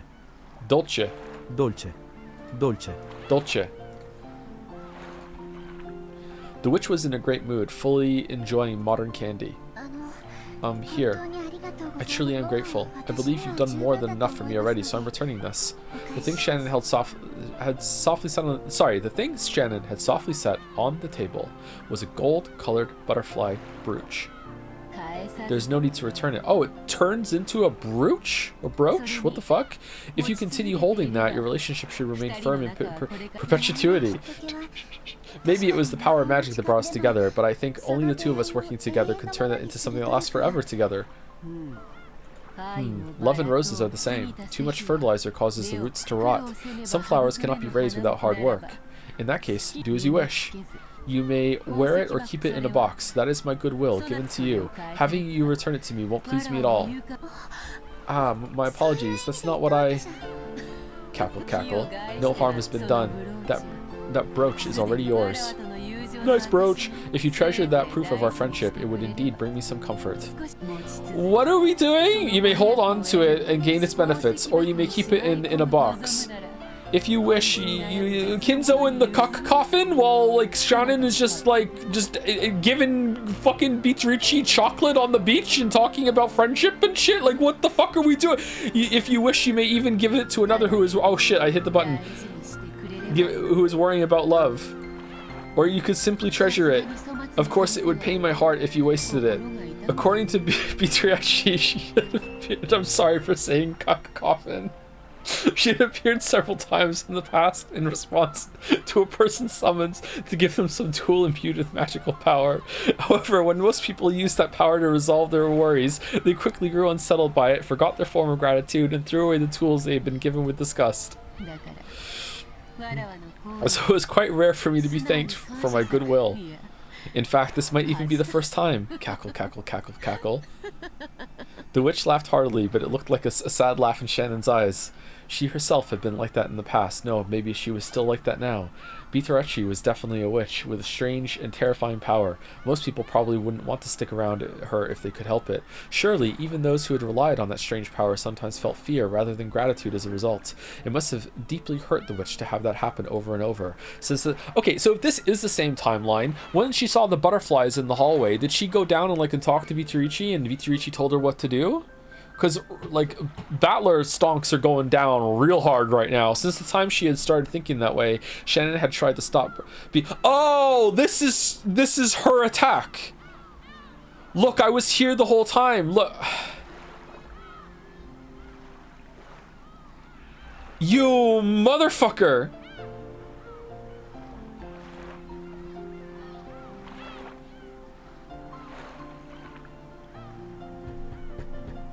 That's good if that's it. That's really good if that's it. That's so good. Since the time she had started thinking that way, Shannon had tried to stop being frightened of Beatrice. This was surely something that had tormented the witch for over 1,000 years. Maybe she really liked those sweets. Beatrice, who normally spoke abusively, praised the black tea that Shannon served her and looked to be in remarkably high spirits. We're gonna zoom out at the end of this, and Battler's gonna be in the Clockwork Orange fucking chair with eye drops, and Beatrice's going, see, this is what happened, see, it was me the whole time, you believe now, right? See, and Battler's gonna look at her and go, no, let me spin the fucking chessboard, and Beatrice's gonna be like, I love you so much, yes, let's do it. Shannon served and looked into be in remarkably high spirits. After doing that for a while, the witch and the servant grew animated in their discussion of the trip with George. The things Shannon actually knew about Beatrice were surprisingly few. First off, she was a ghost-like being who appeared in unexpected places at unexpected times, and it seemed that not everyone could perceive that she was there. Apparently everyone had something called a wavelength, and the ability to perceive witches varies greatly among different people. Only Shannon and Cannon could interact with her enough to exchange words like this. There were a few people who could sense her presence, but most people couldn't even feel that much. From what Beatrice said, Kraus and his wife in particular had zero magical talent, and no matter how much she followed them around, they would never notice her. And Beatrice slaps the Battler. See, that's what Miria was talking about in the kitchen. She was right all along. See, this is canon. This is canon. Here we go. You're gonna believe in me now. See, look, it was all established. Here we go. Once earlier, when Shannon messed up and Natsui got really mad at her, Beatrice had started playing around, hitting Natsui on the head with her pipe. I see. That's her headaches. See, it's everything is explained by Beatrice. It's her fucking headaches are caused by Beatrice just being a fucking menace, fucking hitting her in the head all the time. There you go. Everything's explained by Beatrice. Oops, it's all Beatrice. I see Natsui really doesn't notice a thing, but Shannon watching that had to burst out laughing without thinking and had gotten scolded even more. Then what about the master? I hear he's been doing research in magic, so I'm sure he'll be able to notice you, Beatrice-sama. Kinzo is the same. He also has a pitiful lack of magical talent. It's the blood. He has so little talent that I pity him. Huh? As soon as they started talking about Kinzo, it felt like the atmosphere around Beatrice changed. She had spoken about Kraus and the rest's lack of magic talent as though she looked down on them, but she spoke of Kinzo in a different way. Anyone connected to the Ushiromiya family would know about Kinzo's legend of the gold. According to that, Kinzo was given the gold after summoning the witch Beatrice. In other words, she must have some kind of relationship with Kinzo. That was because he succeeded despite having not even a scrap of talent. He kept studying by himself like mad and managed to become a magician. And that's something really incredible, right? Indeed. The witch, who usually looked down on people, was uncharacteristically offering her praise. While she lambasted him by saying he had no talent, she praised his efforts. And then the master summoned Beatrice-sama with the power of magic. Indeed. Well, I only answered the summons on a whim. After all, in this period where magic had long been denied, here was a man who was without a scrap of talent, yet so desperate to succeed. I thought I'd drop by and poke some fun at him, and that's when my luck ran out. Cackle, cackle, cackle. Her choice of words highlighted how much of a disaster this had been for her. Shannon hesitated over whether it would be safe to continue this discussion, but Beatrice continued on her own, ignoring Shannon. Oh, now you're squeaking! Okay. After all, his contract did have a proper format and set of rules. Various procedures were mixed up, but, well, in deference to his enthusiasm, I graciously accepted his contract. She just wants to have fun, man. Then I gave him a mountain of gold, and then the master used that gold and succeeded in business and grew his wealth into what it is today. Indeed, his talent in magic was minimal, but it seems he had a knack for business and gambling, or perhaps it was due to the bravery and madness that led him to risk everything on unreasonable bets. Madness sometimes acts as magical power. I see, if you look at it that way, perhaps it isn't quite fair to say he was completely lacking in magical talent. Cackle, cackle. Shannon felt like she was daydreaming, while everyone in the Ushiromiya family knew the story of how Kinzo idolized black magic, summoned a witch, and received the gold. In actuality, it was all rambling that no one believed in, and now Shannon was having the story confirmed by the witch herself. She felt a little flustered by this incredible secret that only she knew. It's a secret. She knew, sorry. Once Kinzo gained his vast fortune, he could realize every dream that can be satisfied by objects obtainable in the human world, and in the end, he searched for the truth of this world. The truth of this world? The single element that makes up the world. Kinzo, who had gained everything one can obtain in the human world, searched for that. The final desire humans seek. The single element. She seemed to remember the witch using that word before. When Beatrice saw Shannon trying to remember what that was, she laughed bitterly, waving her hand and saying there was no need to worry. I underestimated Kinzo just a tad. I truly didn't expect him to display such power. And thanks to that, I'm in this state. I've been sewn in place on this island for several decades now, without even a friend to drink tea with. No matter whom I try to talk to, my voice doesn't reach them, and no matter where I go, I cannot do anything. Such boring decades. As she laughed in self-derision, she tapped her teacup with her finger. That's why I just take it to every single night. I just like fly around and just open the windows and turn the lights off, and whoa! By my prediction, in 10 years, there'll be computers, and I'll be able to delete everyone's emails. Whoa! I made the light sound of pottery. Shannon didn't know whether the word self-derision was really an accurate expression to describe the look on the witch's face. Shannon didn't understand everything, but she could more or less figure out the situation, and it was probably a topic that she couldn't press the witch on easily, not unless the witch started talking about herself. This is also the same beach where Shannon spoke about the witch before, right? And said she does exist, or some people have seen her, I think? Something along those lines. She seemed positive on it, if I remember correctly, after they read the epitaph. To sum up everything she had said up until now, Beatrice, who had been summoned by Kinzo's magic, could not leave this island for some reason, and she had lost her power and her form, living her days in boredom. During that time, her words had reached Shannon, who never forgot to show sincere respect for the witch, and Shannon had helped the witch regain her power, if only a little bit. As a result, it was now possible for the witch to drink tea with Shannon like this.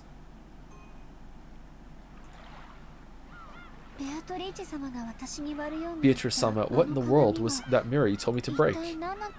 Ah, that. Long ago, it seems various things happened on the islands around this area. Because of that, malignant forces gathered here and began to draw in an evil distortion. It seems a traveling Eastern magician or something built a shrine for the repose of souls and sealed them in here. That in itself has nothing to do with me, but unfortunately that magical power rested on a different foundation than mine. It created a strong interference with my magic and was extremely bothersome. Is that how it was? I just assumed it existed only to seal you, Beatrice-sama. I was not its target, but it was a divine mirror. As a result, my power was sealed away. To use food as an example, maybe it would go something like this. Let's say the Western food I ordered is being made in the kitchen. However, when they try to set the table, the area for the guest seating is in the Japanese style with Japanese style dishes. So the kitchen is unable to serve a plate that would be out of place, and no matter how long I wait, my Western food won't arrive. Something like that. What? So if you destroyed that Japanese style guest seating and returned the area to a blank slate for a time, thanks to that, the Western plates will show up. The meal I had ordered was finally delivered, and my power came back, you could say. However, so far, only the aperitif has arrived? The appetizer? It will still be quite some time before the main dish. Is that Italian? Aperitif. Aperitif. I'm sorry, a what? Aperitif. Okay. It will still be quite some time before the main dish. As I am now, I'm even more fragile, but not that fragile, than a shoe store fairy. Oh. Moo? What's so amusing? I'm sorry. Did the witch just moo? Nothing. I just thought your metaphor was pretty funny. I never would have thought to use a story about food as a metaphor for magic. I thought it a rather skillful comparison, but I certainly didn't expect it to be laughed at. I'm a bit offended. Who are you? A slightly sulky expression rose to the witch's face. It wasn't a strange expression at all to be appearing on the face of some friends as they enjoyed their tea. Although I may not look it, I was known for doing extremely brutal things in the past. I've gotten soft. Now I can even have a foolish discussion while drinking tea with a human. She was probably talking to herself. As Beatrice gazed at the seabirds tracing the horizon, she put her tea to her lips again. I really am that bored. The clouds have come out. When the ocean loses its brilliance, it's nothing more than a gray puddle. You think so? I think the ocean is a beautiful deep blue, even when it gets cloudy. Humph. Maybe the witch noticed the deep meaning behind Shannon's words. She laughed lightly and set down her empty teacup. It seems those things buried in your eyes aren't black pebbles anymore. How is it? Do you see how it feels for furniture to be reborn as a human? Yes. I never knew the world was this kind. Since the start of her relationship with George, Shannon's face had grown brighter more often. Her smile had made everything go smoothly and had even changed her fortune. Shannon made less mistakes in her work than she had before, and the family members' opinion of her was slowly starting to change. Just the other day, she had been surprised when Kraus, who rarely exchanged words with her, had suddenly started talking to her. You've been wearing a splendid smile more often lately, haven't you? Has something good happened? No, not yet, because George won't do it, but every day is fun, yes. Humph. Wonderful. It goes without saying that coffee is more delicious when poured with a smile. Could I ask for that smile once more? Yes, sir. That had become a chance for Shannon to gain confidence in herself. Of course, it didn't go beyond her own heart, and it wasn't so big a change that anyone would notice. But she had begun to change bit by bit. Shannon understood it clearly. Knowing love was the same as gaining soul. Okay, I'm sorry to just like speculate like this when it's just probably a joke, but I will absolutely lose my shit if I'm right and this is like Beatrice telling it an alternate version of events, and Battler counters it by saying, but wait, if Shannon and George had had this wonderful relationship caused by you this whole entire time, there's no way she would have agreed to let me fondle her boobs in the guest house that time in the real reality. You're spinning a fart. Like I would absolutely lose my shit. Knowing love was the same as gaining a soul, the same as being reborn from furniture into a human. There was absolutely nothing mistaken in Vitarachi's words. By knowing love, Shannon had learned what it was to be human. These have been unusual snacks. It was time well spent. It's probably about time for you to return to your work. So let us end our tea party now. After all, it seems a certain person doesn't like seeing us drink tea together. Huh? Cannon? The witch gripped a teaspoon and flipped it with her fingers, sending it up in the air.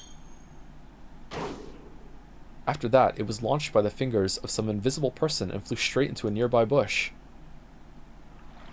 The bush shook violently and Cannon came out. It seemed he had been there for some time, watching their tea party. The spoon was gripped in his hand. If he hadn't caught it in an instant, it might have hit him hard in the forehead and caused him to start oozing blood. You caught the spoon? Are you a witcher? Do not worry. Our tea party is over now, Cannon. How long were you there? If you had called to us, I'd have poured you some tea too. I imagine that you didn't want to interrupt the pair of women talking, right? Cackle, cackle. Cannon kept silent, but there seemed to be a slightly hostile look in his eyes. On the outside, he acted with respect, but unlike Shannon, Cannon did not trust the witch. When Beatrice hit the table with her pipe, the tea set turned into gold butterflies which flew upwards all at once. They then scattered in every direction, and the cleanup was already done. It was fun, Shannon. Cleaning up for the servant? What? Let us meet again if the chance arises. My magical power is still quite lacking. It's tiring even to show myself. If you're that tired, never appear again. Whoa! What? Cannon had said it in a small voice, but the witch seemed to have heard it perfectly. She giggled, but did not reply. Shannon, tell me more about George and our next tea party. There are no snacks sweeter than a person's love life. Cackle, cackle, cackle. See you again. Beatrice's body also became gold butterflies, which scattered in all directions and disappeared. It was a fantastical and beautiful scene, like a blizzard of gold leaf. For a while, Shannon quietly watched the witch's exit. Cannon approached her from behind and spoke with an expression that was drastically different from hers. Nisan, didn't I tell you to stay away from her? Beatrice-sama isn't that bad of a person. Yes, she might be a little shady, but the fact that only we can see her is suspicious enough. That thing isn't human. Who knows what she might be planning? Kennen-kun, I think that's a little rude. There was a touch of sternness in Shannon's voice, which was unusual for her. To Cannon, who knew her well, she must have sounded extremely stern. Cannon, looking excessively surprised considering Shannon's tone, fell silent.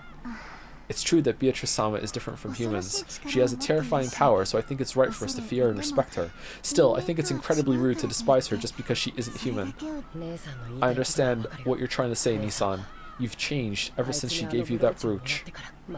Brooch. I don't know which one's correct. It's like you're her prisoner. What? No, we're her friend. She's so nice. I understand Maria more every day. She brought you and George-sama together, and now you're indebted to her. Don't say things like that. She's my bestie. That thing isn't human. We don't know what she's thinking. So you mustn't trust her. And we aren't humans either, Nisan. Kanan's words grew more serious. Those words probably gouged at Shannon's heart. She bit her lower lip and hung her head. We are furniture. Even if we receive names and are treated as humans, that won't change the manner of our birth. You are no longer furniture. Those words Beatrice had given her, which had made her happiest, floated through Shannon's mind. I am not furniture. No, you are furniture. We are less than human. Nisan, you're just pretending to have forgotten, pretending to be human. You know that as well as I do. I am not furniture. Okay, so the only ones furniture are from the orphanage? Did Genji say he was furniture? Kumasawa-san didn't. Why did I say san? Kumasawa didn't, I don't think. And I don't think Gura did either. But did Genji? I'm not furniture. I'm human. I think Genji did. And I was surprised. And did I say something like, even you? Like, no, you aren't. We have never possessed what it takes to love or be loved. Cannon's criticism seemed to have shifted away from Shannon's meetings with the witch. Shannon picked up on that quickly. I heard from Milady. Seriously, what were you thinking? I can't believe you would go on a trip with George-sama. You've forgotten your place as furniture. You've just been tempted by that witch, mistakenly believing that you've become human.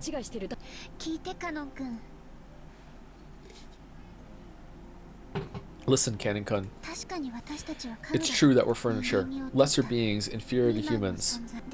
But if it were possible to make up for what we lack, wouldn't that be the same as becoming human? Such a thing could never happen. How have you been brainwashed? What is this? No, it could. If we can do that, we won't be furniture anymore. We can become human. Ridiculous. What did the burn witch say? Is that her name? I can't remember what she said. She gave some like hint or clue or something. What the fuck did she say? I'm gonna have to go back and do that scene again. I don't remember anything that she said.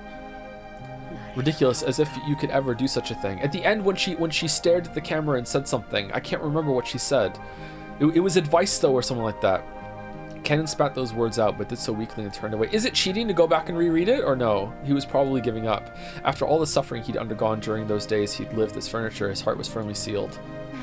You can do it too, Kennen-kun. You can become a normal human. No, it's not? Okay, maybe I'll go do that in the stream or the beginning of the next one. Stop it, that's the witch talking. Yes, Beatrice-sama taught me. By obtaining the single element of this world, we can become human. Or rather, nobody's human if they don't have that. That's why people spend their entire lives trying to gain that single element. I don't understand what you're saying, Nisan. I don't want to listen to ranting. Then I'll teach it in a way even you can understand, furniture. Look, see what I'm pointing at? Huh? Do a food analogy! You've learned it from the best! Shannon quietly pointed at the sea toward the horizon. Cannon didn't understand what she meant and couldn't do anything except look between the horizon and Shannon's expression, which seemed to be posing a riddle. The sea. Cannon-kun, what color does the sea look to you? It was an extremely simple question. For a while, Cannon tried to guess at the meaning behind it, but he couldn't think of anything, so he answered obediently. Gray. It's a hazy, dark gray color, so what?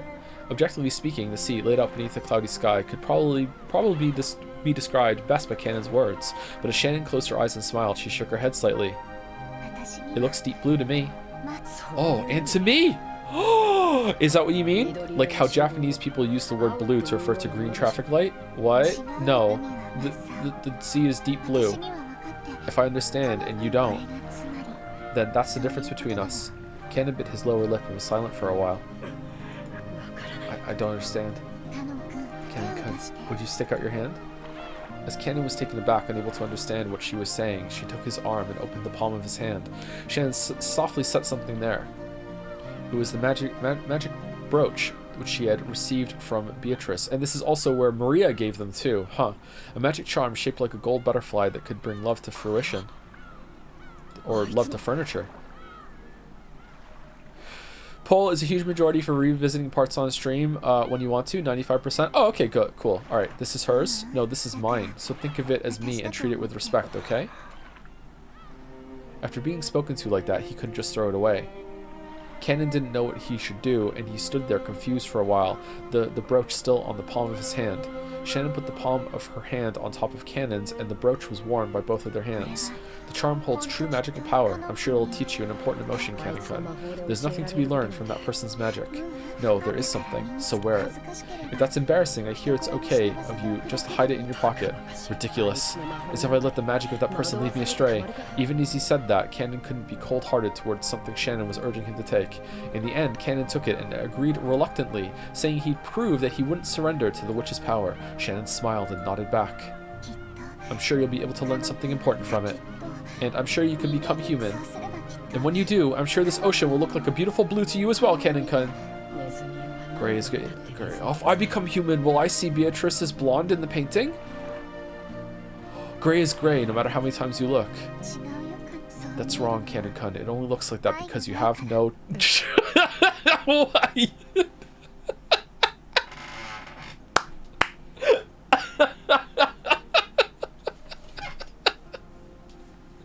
Oh, that's wrong, Kanon-kun. It only looks like that because you have no dick. Huh?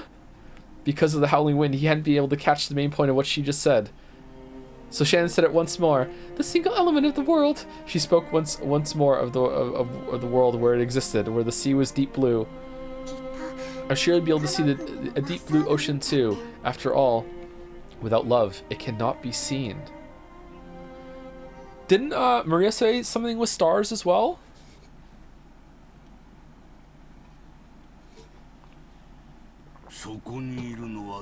Holy shit!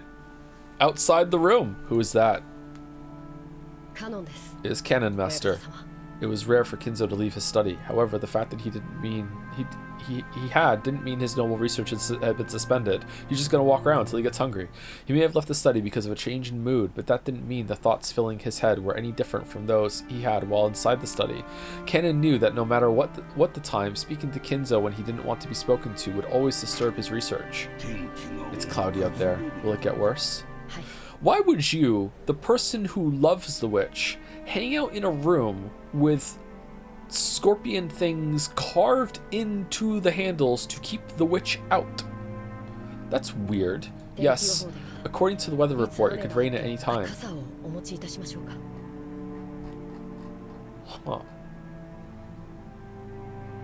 Oh, this was kind of a scene break. Is there anyone I have to say thank you to in my list? Oh, there is quite a few actually. I'm sorry. Thank you, Yuto Naispani. Oh my god, I'm sorry. There's no capital letters here. Am I anywhere in the ballpark with that one? Thank you very much for the resub. Thank you, Uncle Radar, as well. I don't know, lol dude, with the message. Hi Joe, longtime VOD watcher. Just wanted to say thanks for all the streams. Oh, you're welcome. Thank you.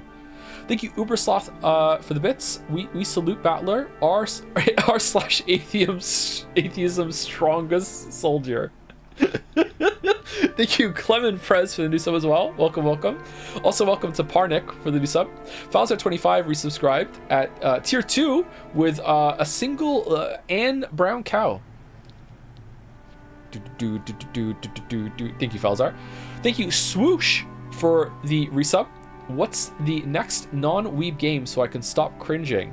What do you mean? This is peak. Really? You don't like this? Huh. I'm enjoying this actually, but I'm not sure if I'm enjoying it because I'm RPing as Battler and having like insane fucking theories that are carrying the whole thing. What is the next non-weeb game we're playing? Signalis. Signalis is not a weeb game. Baldur's Gate 3 is also not a weeb game, so that's coming up. Thank you, Parnik, for the bits. If you like this part so much that even veteran Umi chatters think is very slow, you'll get through the entire game with ease. Umi Pico watchers stay winning. You hate to see it. You hate to see it. Thank you, Snipe Hunter 007, for the bits. A pair of teeth Chan or a pot Chan, pronounced a pot Chan. Preemptive chanting. Preemptive chanting. Unless you want to supply the Chan yourself. Red card. Thank you, Nesso Berry, for the resub. Iron Raft for gifting a sub to Furniture Lover. Welcome, George. And thank you, Iron Wrath, for also gifting a sub to Kegu. Thank you, everybody. Yes, according to the weather report, it could rain at any time. Shall I bring an umbrella? It will not come to that. Leave me alone for a while. If my children ask, say that you do not know where I am. I am busy on a journey through my own thoughts. Certainly. Then if you would excuse me. Before Canon finished bowing, Kinzo had already returned to his own world, having forgotten Canon's presence completely, and once again he began rambling to himself. Amidst those words, the name of that witch popped up many times. Are we gonna get to hear it?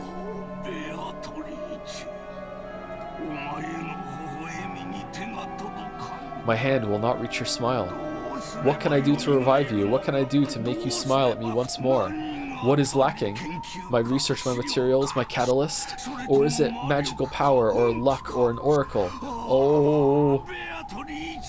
What can I do to see your face one more time? Oh. As Canon listened to his master's weeping voice with his back turned, he turned around just once. When he did, right behind his isolated old master was the shadow of a person who shouldn't have been there. It was the witch. At once, thinking that the witch must be plotting to do Kinzo some harm, Kennen dashed back to Kinzo and tried to form a shield with his body, but when he saw the expression on the witch's face, that emotion of his vanished. After all, Beatrice's expression was sorrowful, or maybe pitying. Really? You fool, Kinzo. Can't you see me, even though I am here? Right behind Kinzo, as he repeated the witch's name over and over, desiring to be reunited with her more than anything else, was the witch herself. And yet Kinzo didn't notice anything. When Beatrice tried to rest her hand on his shoulder, he didn't notice. Why? Why does my hand not reach Beatrice's smile? Is it the age of the moon, the cycle of the comets, the alignment of the planets? I would say it's because of a lack of love, given what happened in the last scene, but it seems like you really love her, so I don't know.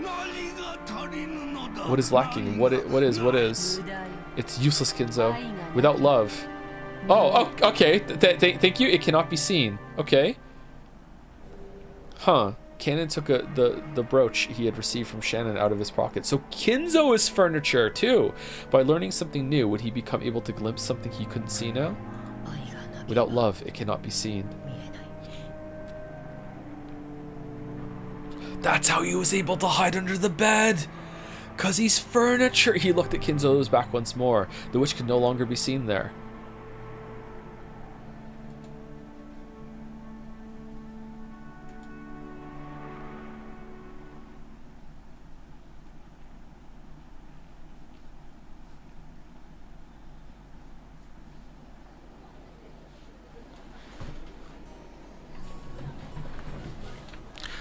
Mouse. This scene or the next scene?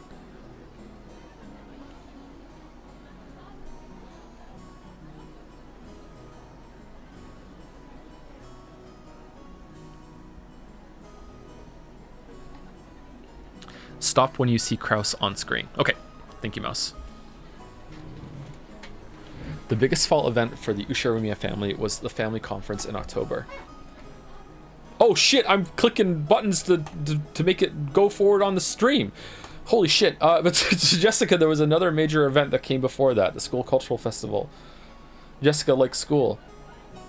Does she? To her, it was oh, she probably just didn't like studying. Oh, this is a new background. To her, it was a place where she could let out the stress she'd built up from the rigid lifestyle she was forced to lead at home. For today's cultural festival, she'd formed a group with her friends and had announced that they'd perform some light music on a temporary stage. She'd prepared and practiced for this over and over until today, always anxiously awaiting this day's arrival. No, why don't you just practice with your friends for like one day on the weekend, and then you can just put on a live show, just perfectly coordinated. It'd be fine. Yeah, don't worry. But there was one thing that worried her. She looked at the clock. There was still a little time, but she felt uneasy. Would that person really come? After taking a single deep breath, her heart jumped when all her friends suddenly started speaking in shrill voices. No way! Hina's boyfriend's so awesome, isn't he? Isn't he? Rin's boyfriend looks really smart. Is it true that guy's a glasses? Is it true that guy's a glasses beast? What? No way. My husband will be a pretty boy. Giggle, giggle. And then in the crowd, Beatrice walking down, you know, elbows interlinked. Yes, girls. How's it going? Collecting all the brooches. She just wants people to have fun. It may not be like this for all girls, but at least at Jessica's school, the cultural festival was really, was basically a boyfriend exhibition. Okay. Jessica didn't have a boyfriend. She had many friends of the opposite sex, but no special only one. But Jessica was a little famous around the school, and everyone thought it'd be natural for her to have a fitting partner. Furthermore, her pride had led her to pretend that this was true. She'd somehow managed to keep them fooled until this year, but for various reasons she hadn't been able to escape this year's cultural festival. Jessie, is your boyfriend here? Oh, new outfit. What?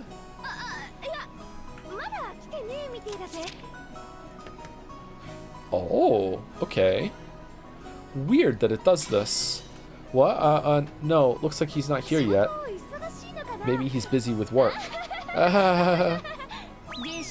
So what kind of person is he, Jessie? At least give us a hint. What kind of relationship? What kind of relationship? Awesome, so he's a working man? Will he come in a suit? Of course he'll be wearing glasses, right? Yeah.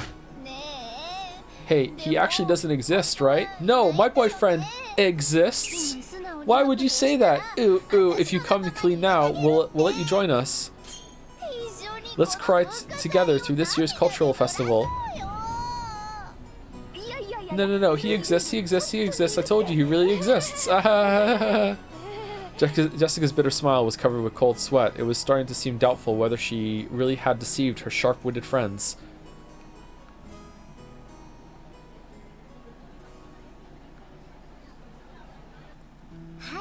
Okay, then how about making a fake boyfriend and taking him with you? Oh, this was Shannon's plan?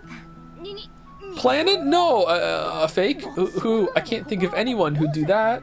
Shannon's ridiculous plan surprised Jessica into hysterics. Battler would.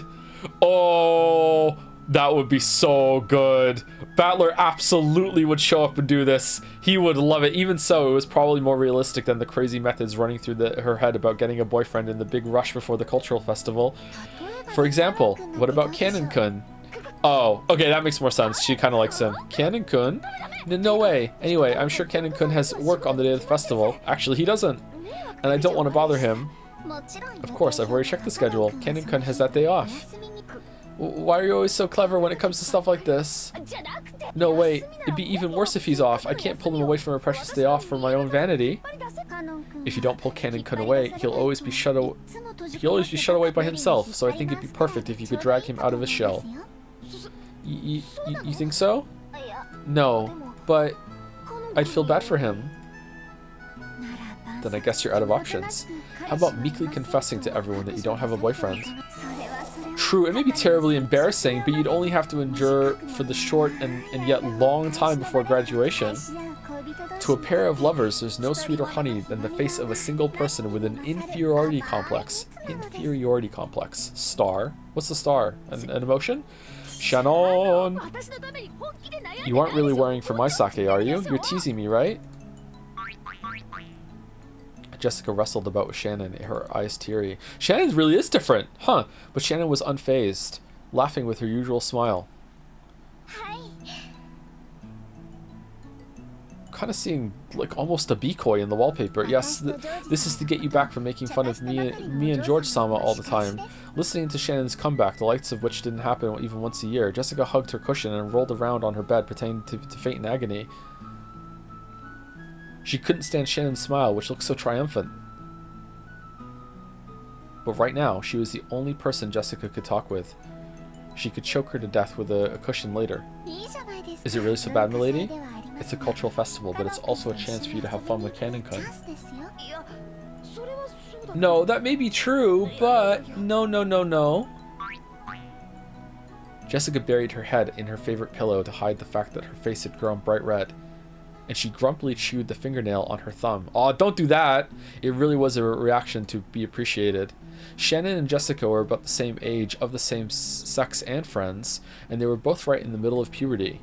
They could never talk enough about love. That's why they could talk freely about these topics to each other. So Jessica had heard a lot about how Shannon and George's love was progressing, and Shannon had heard a lot about what type Jessica liked, what kind of man she might be interested in. Judging by Jessica's reaction, it'd probably be rude for us to go into precisely what these things were. However, this story won't get anywhere if we just have Jessica rolling around forever. So let's dive in. Jessica had been sorry, 1 second. Jessica had been thinking about Kanon ever since he'd shown up. It was extremely rare for young men to visit Rakenjima. I've forgotten how to say it again, so maybe it was natural for Jessica, a girl in puberty, to develop an interest in Kanon. But if anyone said that, it would destroy the romantic ideals of a maiden's pure heart and love at first sight. Shannon had been with Kanon a long time at the orphanage, so she'd known him since before they started working, so Jessica had asked persistently about what his hobbies were, what his favorite food was, what type of girl he liked. Even to Shannon, it was clear that Jessica was infatuated with Kanon. Come on. Isn't this a good chance to take Kanon-kun on a date? Kanon-kun might also have someone he likes, so wouldn't he take it badly if I made him go with me just to show off? People who aren't honest with themselves like you are. Sorry. What was that word I learned from George-sama? That's right. I think it was Sundora. Apparently they'll be all the rage in a decade or so.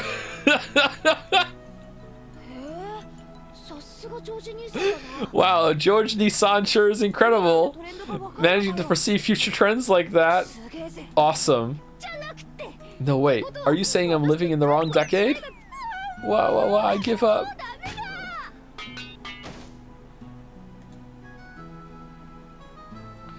It took several days of wasted efforts, but in the end, Jessica agreed to the plan of having Kanon pretend to be her boyfriend.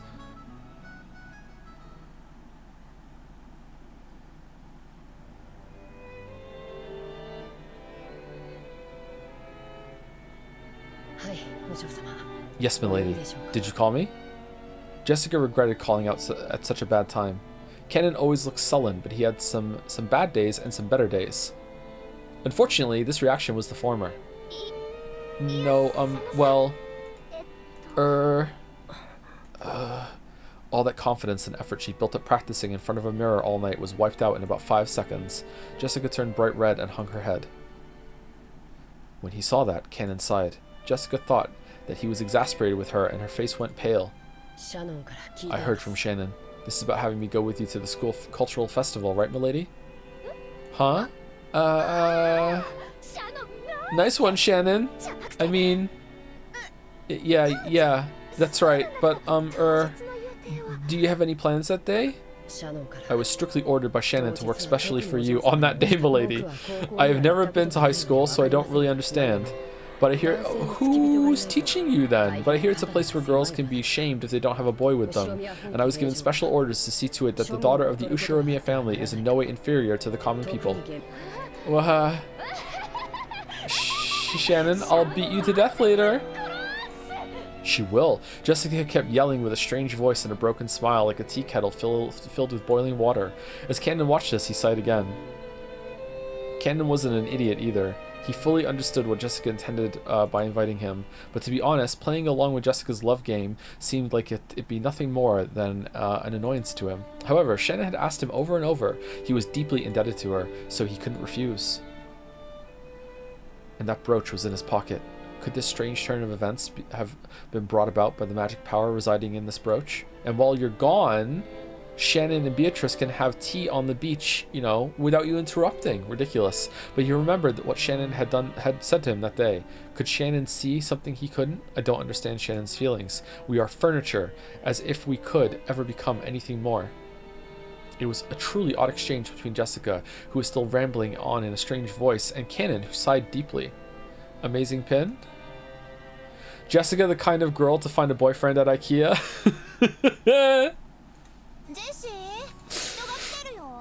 Nice one.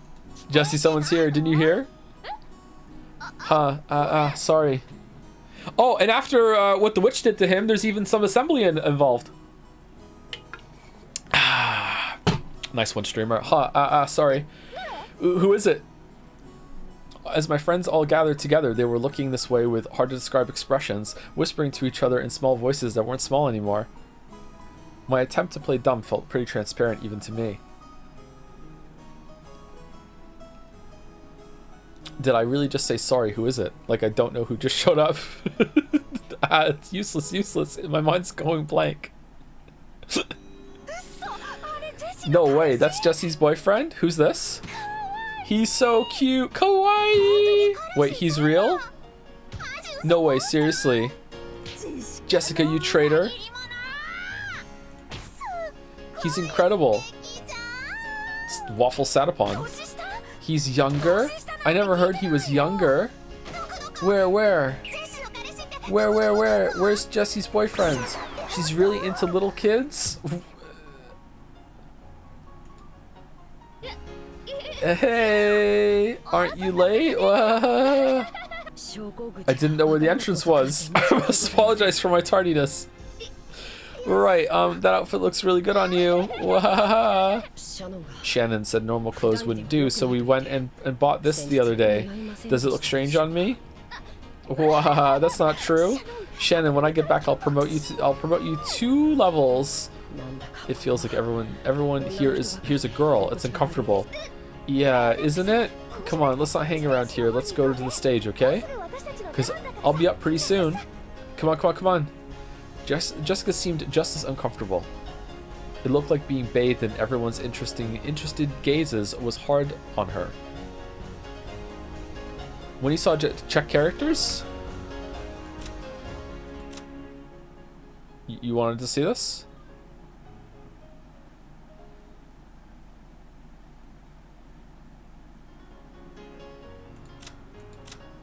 Why aren't her clothes updated? Huh.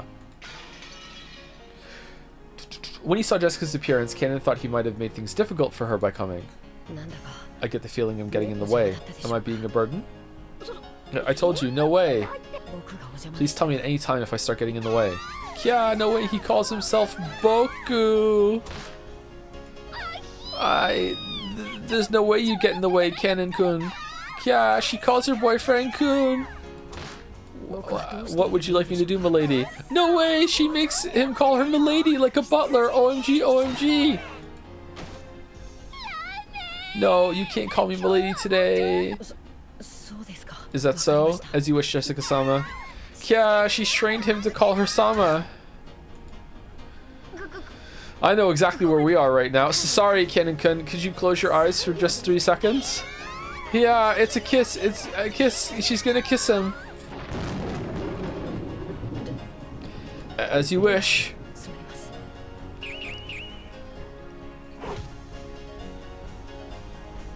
Bang. Thunk. Bam bam. Slam. Crash. How is this related to Beatrice's plan? Aha, what do you think of this scene, Battler? I'm pretty fucking bored, to be honest. Exactly. Wouldn't it be more fun if the scene had a magical witch that was doing scandalous shit? You know what? You got a point. Maybe I should believe. By the time Cannon opened his eyes, a horrible tragedy had occurred in the room. Everyone had been driven into the walls, their arms and legs outstretched. Jessica had slipped her brass knuckles back into her pocket before Cannon's eyes opened. Anyway, let's go over to the stage. Our turn's coming up soon, so take a seat and wait a bit. What happens? Because we've got to get ready. Go straight to the end here and you'll see a temporary stage. You'll know where to go. Please wait there. Did she just go full Misty on him or something? She pushed Cannon back and he seemed to be having trouble moving himself and chased him out. Even though Kanon was confused by Jessica's attitude and her panicky state, which he'd never seen before, he followed her instructions and headed in the direction she had indicated. After seeing him off with an awkward smile, Jessica slammed the door shut and yelled loudly. There you go, you saw it, right? You saw that. Are you happy now? Wahaha, sucks for you! I lost the bet. I was sure Jessie didn't have a boyfriend. Are you sure that was her boyfriend? I'll bet she's just abusing one of her servants, right? Wow, Jessie's boyfriend's incredible. Shut up. Come on, let's get ready. When Jessica took the brass knuckles out of her pocket again, someone in the crowd just spanned the chessboard. Everyone energetically returned to their tasks.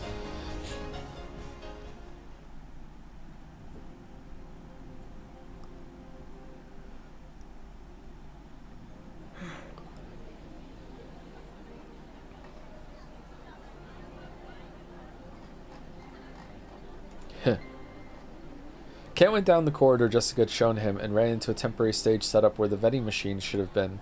It was probably being rented by the hour by some group or club. The ones singing were student groups, but the crowd was still incredibly excited. Disliking that clatter, he leaned against the wall in the darkness by himself. So this is what they call high school. It sure is noisy. That's what Kanon thought. Then he remembered Jessica just now, acting in a way that he'd never seen before. Honestly, she was in such high spirits that alcohol might have been involved. To him, remaining composed and intellectual at all times was the highest virtue. In that sense, it was very hard for Ken to get used to the atmosphere of a school cultural festival. He had a responsibility to report everything he saw and heard to the master, so he also had to report about how Jessica had acted without restraint earlier. At the very least, it was not fitting for the daughter of the Ushiromiya head family. Whoa! The master, Kraus-sama, and especially Natsui-sama, will probably be angry. If I am to report it in a way that protects Milady, should I blame it on inappropriate school friends? How about you mind your business? What was all that? Mindin' my biz. So mind your own biz. So stupid. Kanon thought back on how Jessica had acted earlier and sighed again. He could understand Natsui's headache a little now. Come to think of it, Natsui-sama, as the president of the PTA, was supposed to go to an informal Really? She is? What? Was supposed to go to an informal gathering after attending the ceremony in the gymnasium. She said she wouldn't be able to see Milady's performance, didn't she? That's probably for the best. Crowds certainly are unpleasant. What in the world is going on? Several female students keep glancing at me. It seems they're all whispering the same things Milady's school friends said, and it's truly unpleasant. Come to think of it, didn't Shannon warn me? If you walk alone at something like a school festival, you'd better watch out, because lots of strange people will come and talk to you. Excuse me, are you by yourself? Just as expected, a group of girls I'd never met started talking to me. Their stares started to make my back tingle. Didn't she tell me some magic words that could chase them off in times like this? Sorry, I have a girlfriend. I'm with someone. Oh, really? I'm sorry. Ah, it worked. Instant reaction. Well, that got rid of them, but it hasn't really changed the number of people staring at me. No, it's that kid. That's Jessie's boyfriend? No way! It's that kid? I can't believe it. I was sure he was a fake. Isn't he cute? So he's younger? Lucky Jessie. There's no way I'll ever come to a place like this again. Kanon sighed for about the zillionth time that day. When he did, the lighting changed and the standing audience started cheering. He looked around and realized that there was suddenly a large group of people there, and unlike earlier, they were mostly guys. With this huge crowd, he couldn't even see the stage. Fortunately, there was a fallen beer case nearby, so he tried using that as a footstool. When he did, he realized that there was now a new group on the stage. Their leader is Milady. She's changed into stage clothes and she's even holding a guitar. I didn't know she could play. Then again, maybe she can play. I've seen her practicing air guitar before. Natsui-sama wouldn't approve of any hobbies outside of study. Maybe she was always practicing in secret. Come to think of it, she's been returning really late from school recently, hasn't she? Maybe she's been practicing at school far away from Natsumi-sama's prying eyes. It really is for the best that Natsui-sama didn't come. If Milady were to get scolded by Natsui-sama after putting so many hours of practice in, she'd probably be dejected. Jessie-sama! Anyway, here's Wonderwall. Everyone, thanks for gathering here today. I could hear Jessica-sama's forceful voice through the speakers. Jessie-sama? Maybe that's her nickname at school? The students in the audience kept calling out that name. I'm a little offended by the crude name. It's inappropriate for milady. Jessica-sama was in high spirits as they kept shouting, Jessie-sama. Everyone here was probably a fan. Her mic performance picked up on that and electrified them even more. It was almost like a music program on TV. At first, he thought this was all silly, but that feeling had changed into appreciation. It was incredible in its own way. Ken had never listened to music of his own free will, but he'd often heard the kind of music the Ushiramiya family liked. Since it was almost all classical, Ken had naturally taken liking to that kind of music, so to Ken, the song Jessica sang was, how should you say it? Shit. Extremely sorry, yeah. In any case, if Natsui-sama heard it, she'd probably faint.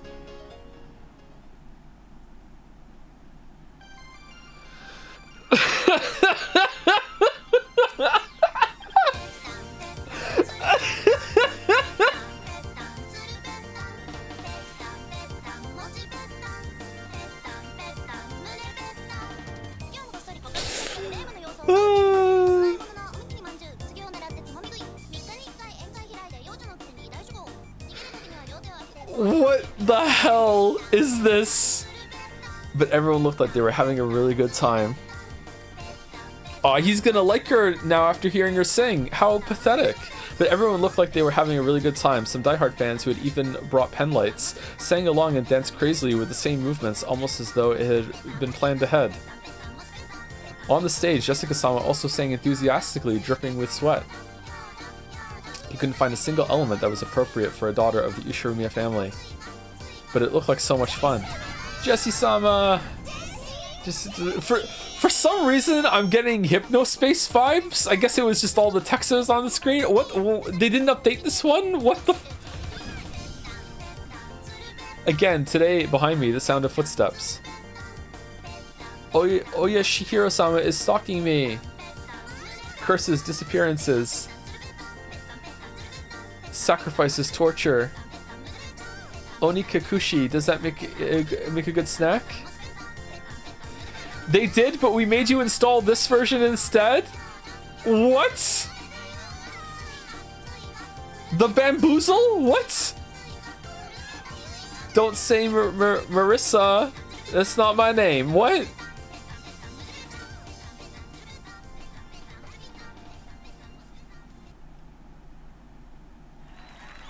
I must not go along with it, but at any rate, Milady is full of life and looks like she's having a great time. As I watched Milady enjoying herself, I thought, could this be Ushiramiya Jessica's true nature? Don't I know better than anyone that during her life on Rokkenjima, she had no choice but to kill her sense of self. So the time she spends, not as Milady, successor to the Ushiramiya family, but as a single girl called Jessica, living life to the fullest must be very important to her. I've worked close to Milady, seeing her in all seasons, and thought I knew everything about her, but that was all limited to one side of her, the Milady of Rokkenjima. We are furniture. We serve on Rokkenjima and end our lives on Rokkenjima. Rokkenjima.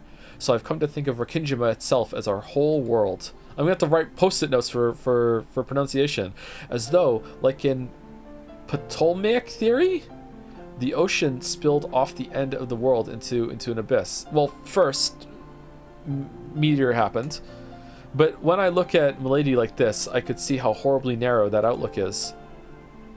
I still can't go along with the excitement of the crowd, but I feel like I can see something that cannot be seen on Rokkenjima. I'm not sure if this is the unseeable thing Shannon was talking about, but the ocean still doesn't look blue to me. The sea is gray, and so am I.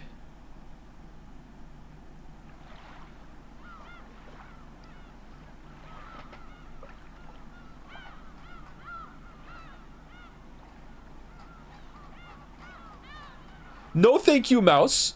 No, thank you, mouse. No, thank you, mouse. Oh, it's Kraus. Thank you, Kraus. Okay.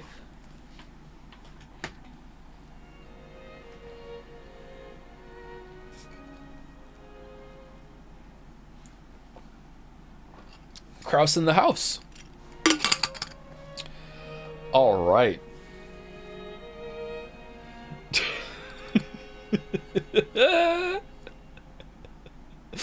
Shannon, damn, it's pretty cold. Cannon, wearing the scorpion jacket from Drive. Yeah, that's why I brought this sick jacket.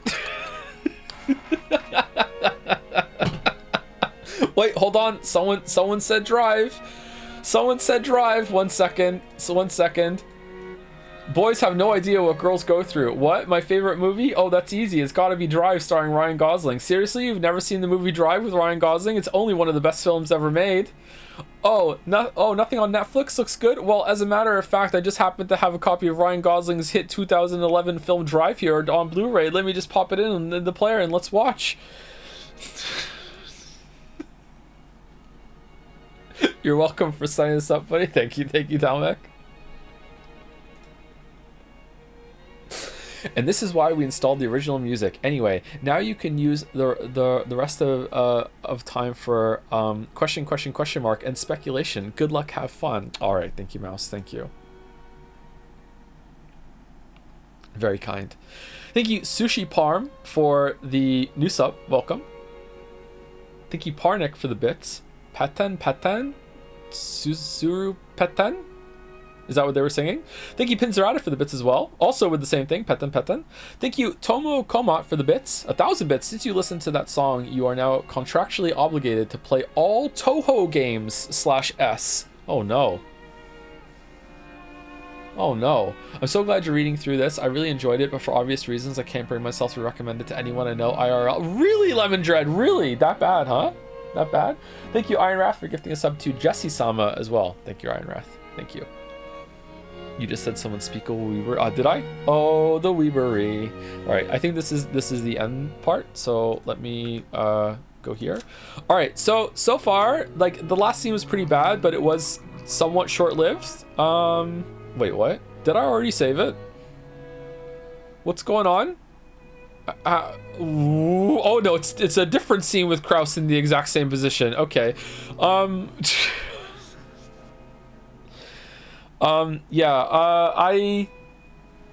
This wasn't as bad as I thought, but if this is not going anywhere with almost every scene, then this is really slow and completely unnecessary. Yeah. Not really that keen on it. Yeah. Okay. Stopping. Yeah, we're stopping a little early. I'm a bit tired, and I'm also being given advice on the best times to stop and everything for the different streams and everything by no one in particular, obviously. No one in particular. Not obvious manipulation at all. So anyway, I'll be back with more Umineko on Saturday, but I think we might want to do two streams of Umineko when Persona's done. Maybe, what do we think? Do we want to do first day and last day, like an Umineko sandwich? Like Umineko's the bread and the other stream is the contents? Or do we want to do two Umineko streams in a row? Do we want to have Umineko Friday and Saturday? Or do we want... because I'm pretty good right now. No, I'm pretty tired actually. But I also had Greg helping me yesterday, so maybe. Raid RT. Is RT live? Let's see who's live. Let's see if we can do some raids. Yeah. Do we like Tuesday? Well, hold on. Tuesday and Saturday is still 2 in a row. It's just got days to split between it. Yeah, that's probably a good idea. Let's do that. Okay, who is live? Is Backseat live? Because sometimes Backseat is live on Saturdays.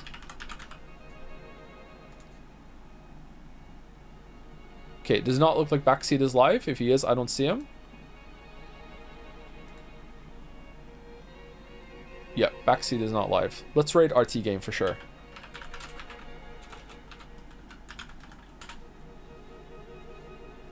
RT game.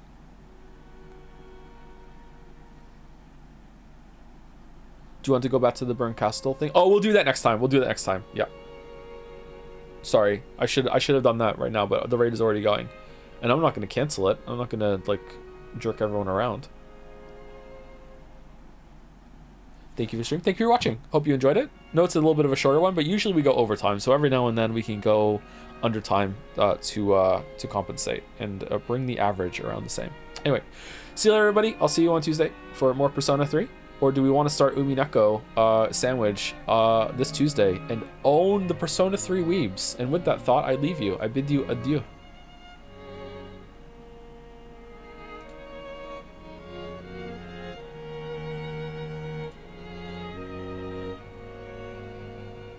And for anyone still here, see you later.